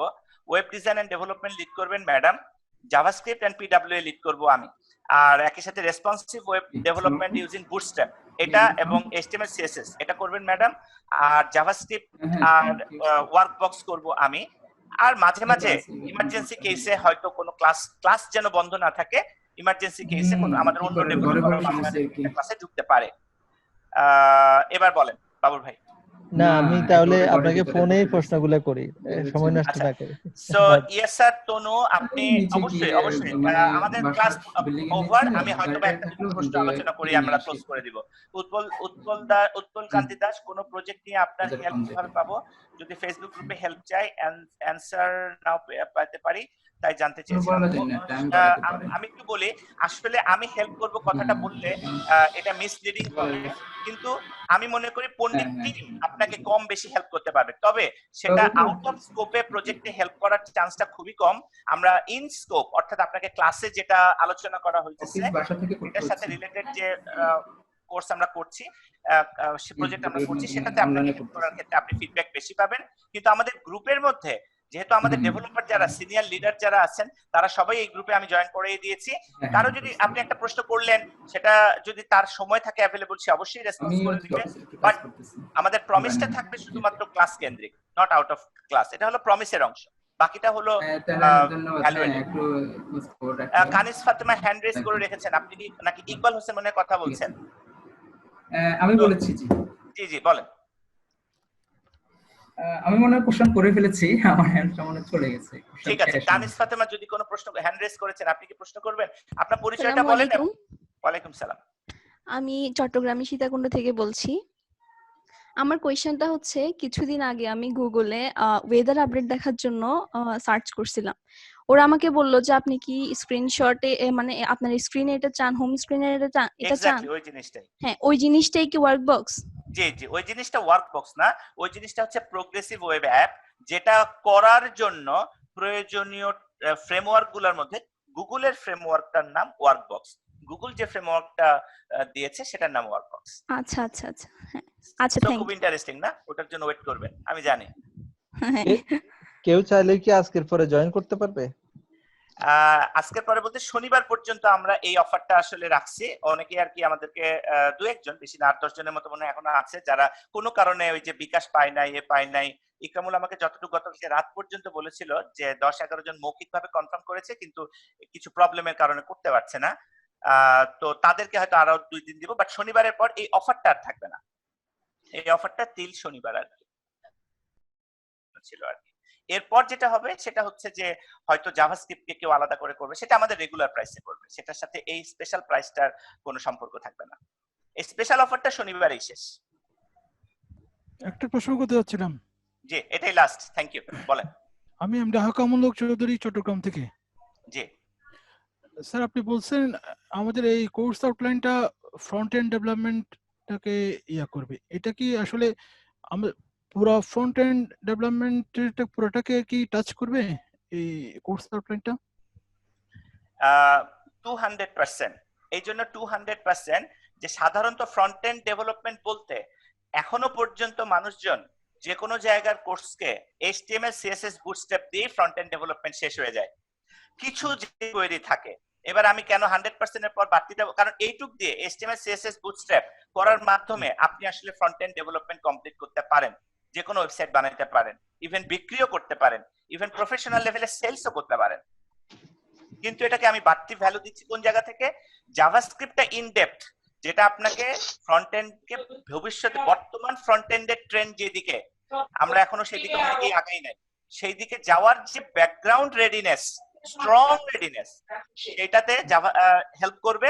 পাশাপাশি আপনারা যারা ওয়েব ডেভেলপমেন্ট জগতে ঢুকবেন, তারা মানে যত ঢুকছেন বা ঢুকবেন বা সিনিয়র কারোর সাথে কথা বলেন, খালি জিজ্ঞেস করেন what is the role of JavaScript. আপনি জানতে পারবেন একজন সিনিয়রের কাছ থেকে জাভাস্ক্রিপ্ট মানে ফ্রন্ট এন্ডের হচ্ছে কন্ট্রোলার, এভরিথিং সে কন্ট্রোল করতে যাচ্ছে আগামী দিনে, মানে ইনফ্যাক্ট করতে শুরু করে দিছে।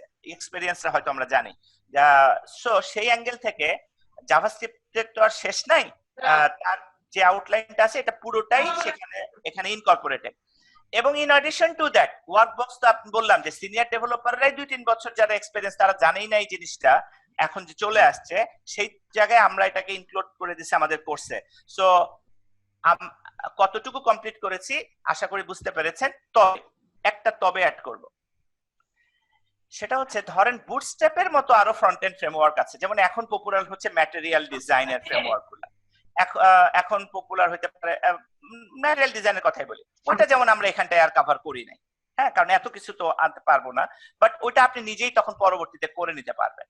তো যদি বলেন যে ফ্রন্ট এন্ড ডেভেলপমেন্ট, সব জায়গায় ফ্রন্ট এন্ড ডেভেলপমেন্ট বলতে HTML CSS বুটস্ট্র্যাপের বাইরে কিছু বলবে না আপনাকে, কারণ বলবে না মানে তাদের দোষ না, মানে ওইটাই আসলে ফ্রন্ট এন্ড ডেভেলপমেন্ট। হ্যাঁ, বাট ECMAScript 6 জাভাস্ক্রিপ্টটা শেখা আর ওয়ার্কবক্সটা শেখা অ্যাকচুয়ালি ফ্রন্ট এন্ড ডেভেলপমেন্টের সাপেক্ষে আমরা বলতে পারি এটা front end development plus plus. Sir, একটা সাপ্লিমেন্টারি কোশ্চেন। জি, যে ব্যাক এন্ড ডেভেলপমেন্টের জন্য তাহলে আর কি কি শেখা লাগবে? একটু কাইন্ডলি যদি আপনার কোথা থেকে বলছেন সেটা একটু বলে দিতেন। হ্যাঁ, আমি প্রথম কোশ্চেনটা করেছিলাম। আমি হাকামুল্লাহ চৌধুরী, চট্টগ্রাম থেকে। ও আচ্ছা আচ্ছা, জি। ব্যাক এন্ড ডেভেলপমেন্ট হচ্ছে আরেকটা লাইফ সাইকেল, সেখানে আপনি কয়েকটা টেকনোলজি যে কোনোটা নিতে পারেন। আপনি মাইক্রোসফটের .NET নিতে পারেন, ASP C# এবং ASP.NET ফ্রেমওয়ার্ক। আপনি যদি জাভা নেন সেই ক্ষেত্রে জাভা, স্প্রিং বুট ফ্রেমওয়ার্ক। আপনি যদি PHP নেন PHP, তার সাথে বর্তমানে পপুলার লারাভেল। আর আপনি যদি পাইথন নেন পাইথনের সাথে ফ্রেমওয়ার্ক জ্যাঙ্গো, এরকম যে কোনো একটা ট্র্যাক ব্যাক এন্ডের জন্য নিতে পারেন।